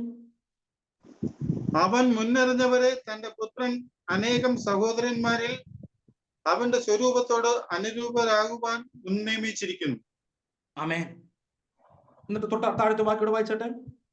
മുൻനിയമിച്ചവരെ വിളിച്ചും വിളിച്ചവരെ നീതീകരിച്ചും നീതീകരിച്ചവരെ തേജസ്കരിച്ചും ഇരിക്കുന്നു. അതേ വാക്കുകൾ തന്നെയാണ് പൗലോസൂടെ പറയുന്നത്. എന്താണ് പറയുന്നത്? ദൈവത്തിന് അറിയാമായിരുന്നു നമ്മളിൽ ആരൊക്കെ, ഈ ലോകത്തിൽ ആരൊക്കെ വിശ്വസിക്കുമായിരുന്നു എന്ന്. അങ്ങനെ ദൈവത്തിന്റെ മുന്നറിവിൽ ദൈവത്തിന് അറിയാമായിരുന്നവരെ എല്ലാം ദൈവം എഫെസ്യ ലേഖനം 1:4 അടിസ്ഥാനത്തിൽ ലോക സൃഷ്ടിക്ക് മുൻപേ തിരഞ്ഞെടുത്തു ക്രിസ്തുവിൽ. സ്തോത്രം. ആ തിരഞ്ഞെടുപ്പിലുള്ളവരായിരുന്നു ഞാനും നിങ്ങളും. ഇത് വിശ്വസിച്ചേ പറ്റൂ, ഇത് അറിഞ്ഞേ പറ്റൂ, എങ്കിലേ നമുക്ക് അടുത്ത വാക്യങ്ങളിലേക്ക് വരാൻ പറ്റൂ. എന്ന് പറഞ്ഞാൽ ദൈവത്തിന്റെ പ്രത്യേക സ്വഭാവത്തിലേക്ക് നമ്മൾ വരേണ്ടതിനായി തിരഞ്ഞെടുക്കപ്പെട്ട ഒരു കൂട്ടമാണ്. പത്രോസിന്റെ ലേഖനത്തിന്റെ അടിസ്ഥാനത്തിൽ പറഞ്ഞ നമ്മൾ പത്രോസിന്റെ ലേഖനത്തിൽ 2-ാം അധ്യായത്തിൽ എന്താ പറയുന്നത്? നമ്മൾ 2-ാം അധ്യായത്തിൽ 1 പത്രോസിന്റെ ലേഖനത്തിലും അപ്പോസ്തലൻ പൗലോസ് തിരഞ്ഞെടുപ്പിനെ പറ്റി പറയുന്ന ഒരു വാക്യമുണ്ടല്ലോ. സ്തോത്രം. ആ വാക്യങ്ങളൊന്ന് വായിച്ചാട്ടെ. 1 പത്രോസിന്റെ ലേഖനം അതിന്റെ 2-ാമത്തെ അധ്യായത്തിൽ 9-ാമത്തെ വാക്യം. നിങ്ങളോ അന്ധകാരത്തിൽ നിന്ന് തൻ്റെ അത്ഭുത പ്രകാശത്തിലേക്ക് നിങ്ങളെ വിളിച്ചവന്റെ സൽഗുണങ്ങളെ ഘോഷിപ്പാൻ തക്കവണ്ണം തിരഞ്ഞെടുക്കപ്പെട്ട ഒരു ജാതിയും രാജകീയ പുരോഹിത വർഗവും വിശുദ്ധ വംശവും സ്വന്തം ജനവും ആകുന്നു. ആമേൻ. നമ്മൾ ഇതാണെന്ന് നമുക്ക് ബോധ്യമാകണം. കർത്താവിനാൽ തിരഞ്ഞെടുത്ത ഇസ്രായേലിനെ ഒരു യോഗ്യതയുമില്ലാതിരുന്നിട്ടും ആവർത്തന പുസ്തകത്തിൽ പറയുന്നല്ലോ, നിങ്ങൾ വലിയ ആളായതുകൊണ്ടൊന്നുമല്ല, ദൈവത്തിന് അവരോട് കരുണ തോന്നി ബോധിച്ചു. എന്നിട്ട് ശിഷ്യന്മാരെ തിരഞ്ഞെടുക്കുമ്പോഴും യേശു കർത്താവിന്റെ ആ ഭാഗത്തിൽ പറഞ്ഞു, അവർ ബോധിച്ചവരെ തിരഞ്ഞെടുത്തു. കൊരിന്ത്യ ലേഖനത്തിൽ അപ്പോസ്തലനായ പൗലോസ് പറയുന്നു, ലോകപ്രകാരം നോക്കിയാൽ ജ്ഞാനികൾ ഏറെയില്ല, ദൈവം ഒന്നുമില്ലാത്തതിനെ തിരഞ്ഞെടുത്തു. ദൈവത്തിന്റെ തെരഞ്ഞെടുപ്പിന്റെ മഹാത്മ്യത്തെ നമ്മൾ ആഴത്തിലൊന്ന് മനസ്സിലാക്കിയാൽ അതിൽ തന്നെ നമുക്ക് ദൈവസന്നിധിയിൽ സന്തോഷിക്കാൻ വകയുണ്ട്. നമ്മൾ ലോകത്തിന്റെ മഹത്വത്തിന് വേണ്ടി ഒരിക്കലും പോകത്തില്ല. കാരണം ഓൾറെഡി അതിനേക്കാൾ വലിയൊരു എലക്ഷൻ നമ്മുടെ ജീവിതത്തിൽ നടന്നു കഴിഞ്ഞു. ലോകത്തിന്റെ നടുവിൽ നിന്നും ദൈവത്തിനായി മാറ്റി നിർത്തിയവരുടെ കൂട്ടത്തിലുള്ളവരാണ് സഭ. ഇത് നമ്മൾ അറിയണം. അല്ലാതെ തത്വജ്ഞാനമല്ല അറിയേണ്ടത്. വെറും വഞ്ചനയുടെ വാക്കുകളല്ല അറിയേണ്ടത്, അല്ലാതെ അന്യഗ്രഹത്തെ ജീവിയെക്കുറിച്ചുള്ള അറിവുകളല്ല നമുക്ക് വേണ്ടത്.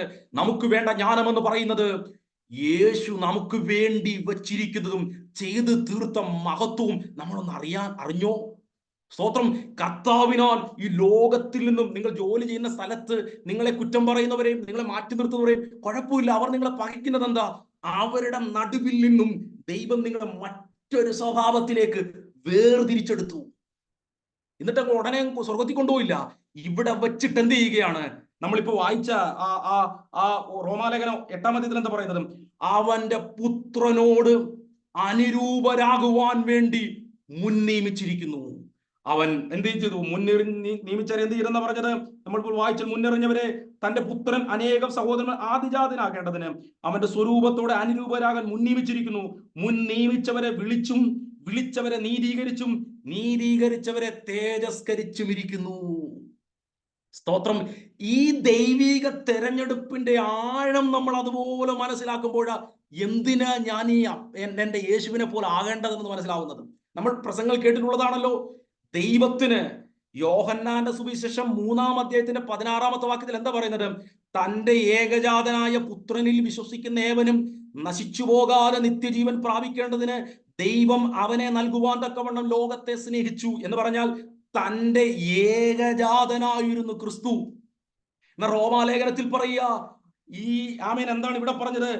മാമേ തന്റെ പുത്രൻ അനേക സഹോദരന്മാരിൽ ആദ്യജാതനാകേണ്ടതിന്, ഏകജാതനെ എന്നെയും നിങ്ങളെയും തന്റെ കുടുംബത്തോട് യോജിപ്പിച്ചിട്ട് അവനെ മുൻനിർത്തി ആദ്യജാതനൊക്കെ നിർത്തിയിട്ട് പറയാ, മക്കളെ, ജ്യേഷ്ഠ സഹോദരനായ യേശുവിനെ പോലെ ഞാൻ അനുരൂപരാക്കുകയാ. അതിനുവേണ്ടി ഞാൻ നിങ്ങളെ തെരഞ്ഞെടുത്തു. നമ്മൾ ലോകത്തിന്റെ ആൾക്കാരല്ല. നമ്മൾ ലോകത്തിൽ ഒരുപക്ഷെ തകർത്തു പോയേക്കാം, ലോകത്തിൽ ഒരുപക്ഷെ നമ്മളെ നാണം കെടുത്തിയേക്കാം. ലോകം പറയുന്നത് പോലെയുള്ള ഗുഡ് സർട്ടിഫിക്കറ്റ് ഒരുപക്ഷെ അവരുടെ രീതിയിൽ തെറ്റായ വഴികളിൽ കൂടി ഒരുപക്ഷെ നമുക്ക് നേടുവാൻ കഴിയുന്നില്ലായിരിക്കാം. ഒരുപക്ഷെ അവർ നമ്മളെ മാനിക്കേണ്ട സമയത്ത് ഒരുപക്ഷെ നമ്മളെ മാറ്റി നിർത്തി എന്തിനു കൊള്ളാമെന്ന് ചോദിക്കുന്നുണ്ടായിരിക്കാം. നേരായ വഴികളിൽ കൂടി സഞ്ചരിച്ച ക്രിസ്തുവിന് ക്രൂശാണ് കിട്ടിയതെങ്കിൽ ഞാൻ എപ്പോഴും പ്രസംഗത്തിൽ പറയട്ടെ, ക്രിസ്തുവിനെ അറിയുന്നവർ ഒരിക്കലും ലോകമഹത്വത്തിന് വേണ്ടി ഓടത്തില്ല. ആ ക്രിസ്തുവിനെ അറിയണം. അവനാണ് നമ്മുടെ ജ്യേഷ്ഠ സഹോദരൻ. എന്താണ് ഇവിടെ പറയുന്നത്? അവനെ നമ്മൾ മുൻ നിയമിച്ചിരിക്കുകയാണ് അവന്റെ സ്വരൂപത്തോട് അനുരൂപരാകാൻ, അവന്റെ സ്വഭാവത്തോട് നമ്മുടെ സ്വഭാവം ചേർന്ന് വരാൻ. കാരണം അവനിനാൽ നമ്മൾ ജനിച്ചു, ഇനി അവന്റെ പ്രതിമയാവുക നമ്മൾ. അത് നമ്മൾ വായിച്ചിട്ടുള്ള ദൈവവചനമാണല്ലോ. സ്തോത്രം. ദൈവത്തിന്റെ തെരഞ്ഞെടുപ്പിന്റെ ആഴങ്ങളെ മനസ്സിലാക്കുമ്പോഴാണ് നമുക്ക് ദൈവത്തെ സ്തുതിക്കാൻ കഴിയുന്നത്. സ്തോത്രം. ദൈവം നമ്മളെ തെരഞ്ഞെടുത്തതാണ്. ഇനി ഒരുപക്ഷെ ഇന്ന് രാത്രി ഈ വചനം കേട്ടുകൊണ്ടിരിക്കുന്ന ആരുടെയെങ്കിലും ജോലി പോയിട്ടുണ്ടെങ്കിൽ, അല്ലെ നിങ്ങളെ അവിടെ നിന്ന് മാറ്റി നിർത്തിയിട്ടുണ്ടെങ്കിൽ പോലും നിങ്ങൾക്ക് സന്തോഷിക്കാൻ വകയെന്ന് പറയുന്നത് നാളെ നല്ലൊരു കമ്പനി ജോലി കിട്ടുന്നത് പോലുമല്ല. അത് കിട്ടുന്നെങ്കിൽ കിട്ടട്ടെ. ഓൾറെഡി ഏറ്റവും വലിയൊരു എലക്ഷൻ നടന്നു കഴിഞ്ഞു. കാൽവറിയുടെ കൊലമരത്തിൽ യേശു കർത്താവ് മരിക്കുന്നതിന് മുമ്പേ നടന്നെന്ന് ഇവിടെ പറയുന്നത്. എന്തിന്? ആദം ഹവ്വയെ സൃഷ്ടിക്കുന്നതിന് മുമ്പേ നടന്നു കഴിഞ്ഞു എന്നാ ദൈവവചനം പറയുന്നത്. മനുഷ്യനെ ഉണ്ടാക്കുന്നതിന് മുമ്പേ ദൈവസഭ എന്ന മർമ്മം കണ്ടു എന്ന് പറഞ്ഞാൽ എന്താ ഈ പറയുന്നേ? എന്നെയും നിങ്ങളെ അന്നേ കണ്ടെന്ന്. സ്തോത്രം. ആദമിനെ ഹവ്വയെയും യേശു കാണുന്നതിന് മുമ്പേ പിതാവ് ക്രിസ്തുവിൽ കൂടി എന്നെ കണ്ടു, നിങ്ങളെ കണ്ടു, തിരഞ്ഞെടുത്തു. നമ്മുടെ എന്തെങ്കിലും പ്രവൃത്തി കൊണ്ടാണോ? സ്തോത്രം. നമ്മൾ വൃതന്മാരാണ്, തെരഞ്ഞെടുക്കപ്പെട്ടവരാണ്. നമ്മൾ ദൈവത്തിന്റെ തെരഞ്ഞെടുപ്പിന്റെ ലിസ്റ്റിൽ പേരുള്ളവരാണ്. സ്തോത്രം. നമ്മുടെ വിസ വന്നു കഴിഞ്ഞവരാണ്, നമ്മുടെ ടിക്കറ്റ് റെഡിയായിരിക്കുന്നവരാണ്.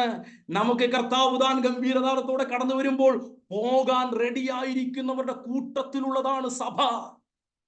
അതുകൊണ്ടാണ് താഴോട്ടുള്ള വചനങ്ങൾ നമുക്ക് വേണ്ടി വരുന്നത്. സ്തോത്രം. ദൈവമക്കളെ, ഈ മർമ്മം വലിയത് ഇത് മനസ്സിലാക്കുന്നവർക്കായിട്ട് ഞാൻ ദൈവത്തെ നന്ദിയോടെ സ്തുതിക്കുകയാണ്. സ്തോത്രം. ദൈവത്തിന്റെ സെലക്ഷൻ ഏറ്റവും വ്യത്യസ്തമായിരുന്നു. എന്നാൽ ലോകം സെലക്ട് ചെയ്യുന്നതും മനുഷ്യർ സെലക്ട് ചെയ്യുന്നതും വേറൊരു രീതിയിലാണ്. സ്വതം ഞാൻ പറഞ്ഞല്ലോ, നമ്മൾ ഒന്നുമില്ലാത്തതിനെ വരെ ദൈവം സെലക്ട് ചെയ്തു. ദൈവം നമ്മുടെ യോഗ്യത നോക്കിയിരുന്നെങ്കിൽ, നമ്മുടെ വിശുദ്ധി നോക്കിയിരുന്നെങ്കിൽ, നമ്മുടെ ജീവിതത്തിന്റെ സാഹചര്യങ്ങൾ നോക്കിയിരുന്നെങ്കിൽ, നമ്മുടെ എല്ലാ മണ്ഡലങ്ങളും, നമ്മുടെ ചിന്താകുലങ്ങളെ നമ്മൾ നോക്കിയിരുന്നെങ്കിൽ ഒരുപക്ഷെ നമ്മളാരും സെലക്റ്റഡ് ആകത്തില്ലായിരുന്നു. എന്നാൽ കർത്താവ് നോക്കി, ദൈവമക്കളെ, നമുക്കറിയാം, നിങ്ങൾക്ക് എപ്പോഴെങ്കിലും മനസ്സിലായോ ഈ വചനം കേൾക്കാൻ കൊതി വന്നത് എപ്പോഴാണെന്ന് നിങ്ങൾക്ക് അറിയാവോ? അറിയില്ല. നമുക്കറിയാതെ അങ്ങ് കൊതി വന്നു, അല്ലെ? ഈ വചനം കേൾക്കാൻ നാളെ മുതൽ വചനം കേൾക്കാൻ കൊതിച്ചേക്കാം എന്ന് ചിന്തിച്ചിട്ടാണോ നമ്മൾ കൊതി വന്നത്? ഈ വചനം കേട്ടിട്ടും കേട്ടിട്ടും കൊതി തീരാതെ പിന്നെ റെക്കോർഡിങ്സ് മേടിച്ച് അല്ലെങ്കിൽ വേറെ ചാനൽ കണ്ട് നമുക്ക് എങ്ങനെ, അതെന്ന് പറഞ്ഞ് വെറുതെ ഉള്ളതല്ല, യഥാർത്ഥമായ നിത്യജീവന്റെ മൊഴികൾ എങ്ങനെയെങ്കിലും കേൾക്കാൻ നമുക്ക് കൊതി തന്നതാരാ? നമ്മളെ ടേസ്റ്റ് ഉണ്ടാക്കിയതാണോ? അല്ല. ഇത് കർത്താവിനാൽ ജനനം പ്രാപിച്ചവരുടെ ഇടയ്ക്ക് ഒരു വിശപ്പാ. കാരണം തെരഞ്ഞെടുപ്പ് കിട്ടി. എത്ര തിരക്കിനിടയിലും ഓടി വന്ന് വൈകുന്നേരം അറ്റൻഡ് ചെയ്തിരിക്കാൻ കഴിയുന്നില്ല. ചിലപ്പം വേദനിപ്പിക്കുന്ന വാക്കുകൾ ഈ പ്രസംഗങ്ങളിൽ കൂടി വരുന്നുണ്ട്, ആശ്വസിപ്പിക്കുന്ന വാക്കുകളിൽ പ്രസംഗങ്ങളിൽ കൂടി വരുന്നുണ്ട്, തിരുത്തലുകളുടെ ശബ്ദങ്ങൾ ഈ വചനങ്ങളിൽ കൂടി വരുന്നുണ്ടായിരിക്കാം. ഒരുപക്ഷെ ഒന്നും മനസ്സിലാകാത്ത കാര്യങ്ങൾ ഒരുപക്ഷെ കേൾക്കുന്നുണ്ടായിരിക്കാം. എന്നാൽ ദൈവത്തിന്റെ ആത്മാവിനാൽ നമുക്കൊരു ദാഹം വരുന്നു. ഇത് നമ്മളാരും ദാഹിച്ചതാണോ? നാളെ മുതൽ ദാഹം വരട്ടെ എന്ന് പറഞ്ഞതാണോ? അല്ല. ഇത് ഓൾറെഡി നമ്മുടെ അകത്ത് ദാഹം വന്നതുപോലെ ഇത് ക്രിസ്തുവിനാൽ നമ്മുടെ ജീവിതത്തിലേക്ക് അവന്റെ പുത്രനോട് ഇതുപോലൊരു മാറ്റം നമ്മുടെ ജീവിതത്തിൽ വരും, താഴത്തേക്ക്. അതുകൊണ്ടാ എല്ലാ ഉപദേശങ്ങളിലും കർത്താവിനെ കണക്ട് ചെയ്ത് പൗലോസ് പറയുന്നത്. സ്തോത്രം ദൈവത്താൽ. എന്നാൽ ലോകം, നമ്മൾ ആദിമ സഭയെ നോക്കിയാൽ ആദിമ സഭ സെലക്ട് ചെയ്തത് എങ്ങനെയാ? നിങ്ങൾ വചനം എടുക്കണ്ട, അപ്പോസ്തല പ്രവൃത്തിയിൽ പറയുന്നുണ്ടല്ലോ, ആത്മപൂർണരും നല്ല സാക്ഷ്യമുള്ളവരെ തെരഞ്ഞെടുത്തു. ദൈവത്തിന്റെ തെരഞ്ഞെടുപ്പും സഭയുടെ തെരഞ്ഞെടുപ്പും അതായിരുന്നു. എന്നാൽ ഇന്ന് തെരഞ്ഞെടുക്കുന്നതോ കഴിവുള്ളവരെ, വീണ്ടും ജനിച്ചവരാണെന്ന് പോലും അറിയത്തില്ല. ദൈവത്തെ നന്നായിട്ട് അറിഞ്ഞവരാണോ എന്നറിയത്തില്ല. കഴിവുള്ളവരെ എടുക്കുന്ന സഭകൾ ദൈവാത്മാവിനോ വീണ്ടും ജനിച്ചവരുടെ കൂട്ടമാണെന്ന് പോലും നമുക്കറിയത്തില്ല. എന്നാൽ ദൈവത്തിന്റെ സെലക്ഷനും ആദിമസഭയുടെ സെലക്ഷനും ഒട്ടും തെറ്റിയില്ല. അതിലൊരുവനായ സ്തേഫാനോസ് കർത്താവിന് വേണ്ടി മരിക്കാൻ തയ്യാറായി. നമ്മുടെ സഭാന്തരീക്ഷത്തിൽ സഭ സെലക്ട് ചെയ്ത എത്ര പേര് രക്തസാക്ഷിയാകാൻ തയ്യാറാകും? അവർ മറ്റുള്ളവരെയും കൂടെ കൊല്ലാൻ നോക്കുമായിരിക്കാം. അപ്പൊ ആ വാക്ക് പറയുന്നത് അതുപോലെ എടുക്കരുത്, തെറ്റിദ്ധരിക്കരുത്. എന്നാൽ ഇന്നത്തെ സഭകൾ തെരഞ്ഞെടുക്കുന്നത് നോക്കിയാൽ രക്തസാക്ഷികളെ കൂട്ടുന്നതല്ലാതെ, അവർ മറ്റുള്ളവർക്ക് വേണ്ടി ദുഃഖങ്ങളായി തീരുന്നതല്ലാതെ തന്നെ ദൈവത്തിന്റെ സെലക്ഷൻ നോക്കിയേ. സ്തോത്രം. അതുകൊണ്ട് ലോകാഭിപ്രായ പ്രകാരമുള്ള സെലക്ഷനുകളിൽ കുടുങ്ങിപ്പോകാതെ ദൈവത്തിന്റെ സെലക്ഷനിൽ സന്തോഷിക്കാൻ കഴിയുന്നവർക്കായിട്ട് ഞാൻ ദൈവത്തെ നന്ദിയോടെ സ്തുതിക്കുകയാണ്. നമ്മുടെ പൊസിഷൻ അല്ല വലുത്, നമ്മളെ ലോകം മാനിക്കുന്നതല്ല വലുത്, നല്ലതെന്ന് പറയുന്നതല്ല വലുത്. നല്ലവനും വിശ്വസ്തനുമായ ദാസനെ എന്ന് കർത്താവ് വിളിച്ചിരിക്കുന്നതും തെരഞ്ഞെടുത്തതുമാണ് ഏറ്റവും മഹത്വമേറിയ കാര്യമെന്ന് മനസ്സിലാക്കി അതിനുവേണ്ടി ഓടുവാൻ ദൈവം നമ്മളെ ഈ ദിവസങ്ങളിൽ സഹായിക്കട്ടെ. ഒന്നാമത് പറഞ്ഞത് ഇങ്ങനെയാണ്, നമ്മൾ എന്താണ്? വൃതന്മാരാണ്. രണ്ടാമത് പറഞ്ഞത് എന്താണ്?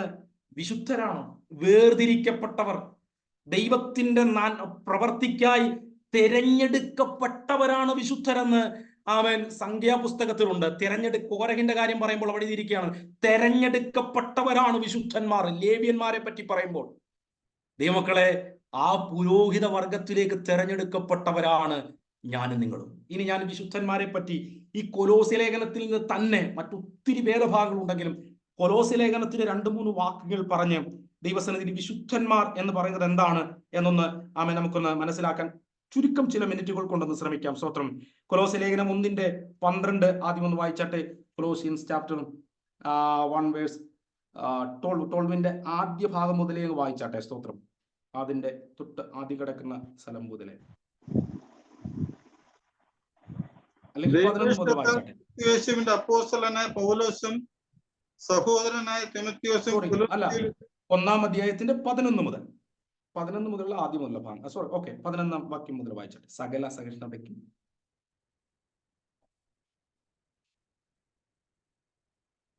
അങ്കിളിപ്പോ വായിച്ചതിന്റെ 11-ാം വാക്യം മുതൽ. മ്യൂട്ടാ രാജു ബ്രദർ. സകല സഹിഷ്ണുതയ്ക്കും ദീർഘക്ഷമയ്ക്കുമായി അവന്റെ മഹത്വത്തിന്റെ വല്ലഭത്വത്തിന് ഒത്തവണ്ണം പൂർണ്ണശക്തിയോടെ ബലപ്പെടണമെന്നും വിശുദ്ധന്മാർക്ക് വെളിച്ചത്തിലുള്ള അവകാശത്തിനായി നമ്മെ പ്രാപ്തന്മാരാക്കുകയും നമ്മെ ഇരുട്ടിന്റെ അധികാരത്തിൽ നിന്ന് വിടുവിച്ച് തന്റെ സ്നേഹസ്വരൂപനായ പുത്രന്റെ രാജ്യത്തിലാക്കി വെക്കുകയും ചെയ്ത പിതാവിന് സന്തോഷത്തോടെ സ്തോത്രം ചെയ്യുന്നവരും ആകണം എന്ന് അപേക്ഷിക്കുന്നു. യെസ്, ആദ്യത്തെ വിശുദ്ധനാക്കി എന്ന് പറഞ്ഞ കാര്യത്തിൽ കൊലോസ്യ ലേഖനത്തിൽ അപ്പോസ്തലൻ പൗലോസ് എന്താ പറയുന്നത്? ദൈവം നമ്മളെ വിശുദ്ധന്മാരാക്കി അവന്റെ അവകാശത്തിലേക്ക് തീർത്തു. നമ്മൾക്ക് വിശുദ്ധന്മാരുടെ അവകാശം പ്രാപിക്കാൻ യോഗ്യതയില്ലായിരുന്നു. എന്നാൽ അവിടെ എന്താ പറഞ്ഞിരിക്കുന്നത്? വിശുദ്ധന്മാർക്ക് വെളിച്ചത്തുള്ള അവകാശത്തിനെ നമ്മെ പ്രാപ്തരാക്കുകയും നമ്മെ ഇരുട്ടിന്റെ അധികാരത്തിൽ വിടിവിച്ച് തന്റെ സ്നേഹസ്വരൂപനായി പുത്രന്റെ രാജ്യത്തിനാക്കി വെക്കുകയും ചെയ്തു. അപ്പൊ വിശുദ്ധന്മാരുടെ അവകാശത്തിനായിട്ടുള്ള ദൈവിക പ്രവർത്തികളെല്ലാം ക്രൂശ് മുഖാന്തരം യേശു ചെയ്തു കഴിഞ്ഞു. അവൻ നമ്മളെ സെപ്പറേറ്റ് ചെയ്ത് വെച്ചിരിക്കുക. നമ്മൾ തെരഞ്ഞെടുത്തു, നമ്മളെ വിശുദ്ധീകരിച്ചു. ഇത് രണ്ടും മനസ്സിലായോ? ദൈവം നമ്മളെ തെരഞ്ഞെടുത്തു, ദൈവം നമ്മളെ വിശുദ്ധീകരിച്ചു. എന്നിട്ട് എന്ത് ചെയ്തു? ആ വിശുദ്ധന്മാർക്ക് ലഭിക്കേണ്ട അവകാശം നമുക്കും തന്നെന്ന്. ഈ സ്വർഗം എന്നെ പോലൊരു വ്യക്തിക്ക് പോകാൻ യോഗ്യത ഉള്ളതായിരുന്നില്ല. ആമേൻ. നമ്മൾ ആ വാക്യത്തിലേക്ക് വരികയാണ്. 21, 22 വാക്യങ്ങളിലേക്ക് വരികയാണ്. നമ്മൾ എങ്ങനെയായിരുന്നു എന്ന് ഞാൻ പല പ്രാവശ്യം പറഞ്ഞത് അവിടെ ആ വാക്കുമായി ചേർത്ത് പറഞ്ഞിട്ടുണ്ട്. നമ്മളെപ്പോലൊരു വ്യക്തിക്ക് പ്രാപിക്കാൻ കഴിയാത്ത, വിശുദ്ധന്മാർക്ക് വേണ്ടി മാത്രം വെച്ചിരിക്കുന്ന ന്യായപ്രമാണത്തിന്റെ ഭംഗികളിൽ നോക്കിയാൽ ഒരിക്കലും പ്രാപിക്കാൻ കഴിയാത്തത് യേശുവിന്റെ ക്രൂശിനാൽ വിശുദ്ധന്മാർക്ക് ലഭിക്കാനിരുന്ന അവകാശത്തെ നേടിത്തരുന്ന ഒരു വിശുദ്ധീകരണം അല്ലെങ്കിൽ ഒരു വിശുദ്ധനാക്കുകയാണ് കർത്താവിന്റെ ക്രൂശിൽ കൂടി ദൈവം നമുക്ക് വേണ്ടി ചെയ്തത്. സഭയെ ഇങ്ങനെ ആക്കിയെന്ന് പറയുന്നത്. ഇനി ഞാനിപ്പോ പറഞ്ഞ വാക്യം കൂടെ വായിച്ചിട്ട് ഇന്ന് നമുക്ക് ഒരുമിച്ച് ചിന്തിക്കാം. ആ വാക്യങ്ങളും കൂടെ ചേർന്ന് എന്നിട്ട് നമുക്ക് അവസാനിപ്പിക്കാം. 21ഉം 22ഉം വാക്യങ്ങളൊന്ന് വായിച്ചാട്ടെ. മുമ്പേ ദുഷ്പ്രവൃത്തികളാൽ മനസ്സുകൊണ്ട് അകന്നവരും ശത്രുക്കളുമായിരുന്ന നിങ്ങളെ അവന്റെ മുമ്പിൽ വിശുദ്ധരും നിഷ്കളങ്കരും കുറ്റമില്ലാത്തവരുമായി നിർത്തേണ്ടതിന് അവൻ ഇപ്പോൾ തന്റെ ജഡശരീരത്തിൽ തന്റെ മരണത്താൽ നിരപ്പിച്ചു. മുമ്പേ നിങ്ങൾ ശത്രുക്കളായിരുന്നു. ഇത് പല പ്രാവശ്യം ഞാൻ പറഞ്ഞിട്ടുള്ളതാണ് കൊലോസ്യ ലേഖനത്തിൽ. നമ്മൾ പലപ്പോഴും ഈ കുഴപ്പമെന്ന് പറയുന്നത്, നമുക്ക് ഈ വാചകങ്ങളും വചനങ്ങളും വളരെ സന്തോഷത്തോട് ഉൾക്കൊള്ളുവാൻ കഴിയാത്തതിന്റെ കുഴപ്പമെന്ന് പറയുന്നത്, നമ്മളിൽ നിന്ന് ദയയും മനസ്സലിവും സ്നേഹവും ക്ഷമയും ഒന്നും അതുപോലെ വരാത്തതെന്ന് പറയുന്നത്, നമ്മൾ ക്ഷമിക്കപ്പെട്ടവരാണെന്ന് നമ്മൾ ഇതിൽ വിശ്വസിച്ചിട്ടില്ല. അല്ലെ? നമ്മൾ മനസ്സലിവും ദയൊക്കെ നമുക്ക് ചിന്തിക്കും. അത് നമുക്ക് അതേ രീതിയിൽ തന്നെ ബൈബിളിൽ എഴുതിയിട്ടുണ്ട്. നമ്മൾ എപ്രകാരം ക്ഷമിക്കപ്പെട്ടു എന്ന് ബോധ്യമില്ലാത്തത് കൊണ്ടാണ് നമുക്കിത് വരാത്തത്. നമ്മൾ ചിന്തിക്കുന്നത് പരീശന്മാരെ പോലെ, ഞാൻ ഉപവസിക്കുന്നവനാണ്, ഞാൻ ദശാംശം കൊടുക്കുന്നവനാണ്, അല്ലെങ്കിൽ ഞാൻ ഇത് ചെയ്യുന്നവനാ, അങ്ങനെ ചെയ്യുന്നവരൊക്കെയാണ്, അതുകൊണ്ട് ആമേൻ കർത്താവേ നീ എന്നെ അംഗീകരിച്ചിട്ടെന്ന പരീശന്മാർ പറയുന്നത്. എന്നാൽ പരീശനും ചുങ്കക്കാരനും ഒരുപോലെ കർത്താവിന്റെ മുന്നിൽ ദൈവത്തിന്റെ ദയക്കായിട്ട് നിൽക്കണമെന്നായിരുന്നു ദൈവം ഉദ്ദേശിച്ചത്. എന്നാൽ നമ്മൾ നമ്മുടെ എന്തോ യോഗ്യത കൊണ്ട് നമ്മൾ ചെന്ന് നിൽക്കുന്നത് അല്ല, വിശുദ്ധനായി കർത്താവ് തീർക്കുകയായിരുന്നു നമ്മളെ. സ്തോത്രം. വിശുദ്ധനായി തീർക്കുന്നത് കൊണ്ടാണ് നമ്മൾ വിശുദ്ധീകരണം നടക്കുന്നത്. മനസ്സിലായോ? വിശുദ്ധനാക്കി ദൈവം. എന്താ വാക്യത്തിൽ പറയുന്നത്? ഞാൻ പറയുന്നതല്ല. ആ വാക്യം എന്ന് വെച്ചിട്ട്, മുമ്പേ ദുഷ്പ്രവർത്തികളാൽ മനസ്സുകൊണ്ടകന്നവരും ശത്രുക്കളുമായിരുന്നു നിങ്ങളെ അവന്റെ മുമ്പിൽ വിശുദ്ധരും നിഷ്കളങ്കരും കുറ്റമില്ലാത്തവരുമായി നിർത്തേണ്ടതിന് അവനിപ്പോൾ തന്റെ ജഡശരീരത്തിൽ തന്റെ മരണത്താൽ നിരപ്പിച്ചു. ഇപ്പോഴും കർത്താവ് നമ്മളെ നിരപ്പിച്ചുകൊണ്ടിരിക്കുന്നു, നമുക്ക് വേണ്ടി പക്ഷപാതം ചെയ്തുകൊണ്ടിരിക്കുന്നു. അത് ഓൾറെഡി ചെയ്ത് തീർത്തു കഴിഞ്ഞതാണ്. ഇത് വിശ്വാസത്താൽ നമ്മുടെ ജീവിതത്തിൽ പ്രാപിക്കണം. സഭയോട് പറയുക, നിങ്ങൾ ദൈവത്തിന്റെ വിശുദ്ധരാണ് നിങ്ങൾ. ഇനി ഒരു വാക്യം കൂടെ ഒന്ന് വായിച്ചാട്ടെ, എന്നിട്ട് ആ വിശുദ്ധീകരണം എന്ന വാക്ക് ഞാൻ പറഞ്ഞ് അവസാനിപ്പിക്കാം. സ്തോത്രം. അതിന്റെ നമ്മൾ പല പ്രാവശ്യം വായിച്ചിട്ടുള്ള 1-ാം അധ്യായത്തിന്റെ തന്നെ അതിന്റെ 26-ാമത്തെ വാക്യം എന്ന് വായിച്ചാട്ടെ. 26.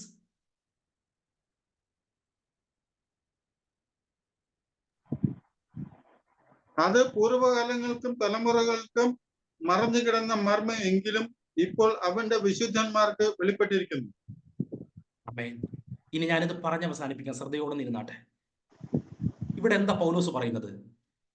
വിശുദ്ധന്മാർക്ക് ഇത് വെളിപ്പെട്ടു. ദൈവത്തിന്റെ വിശുദ്ധനാണോ നിങ്ങളെന്ന് മനസ്സിലാക്കാൻ ഈ ഒറ്റ വാക്യം മതി. എന്താണത്? നിങ്ങളത് നോക്കിയാൽ നമ്മളിത് ഒരു വട്ടം നന്നായിട്ട് ചിന്തിച്ചതാ. നിങ്ങൾ പല പ്രസംഗങ്ങൾ ഒരുപക്ഷെ കേട്ടിട്ടുള്ളവരായിരിക്കാം.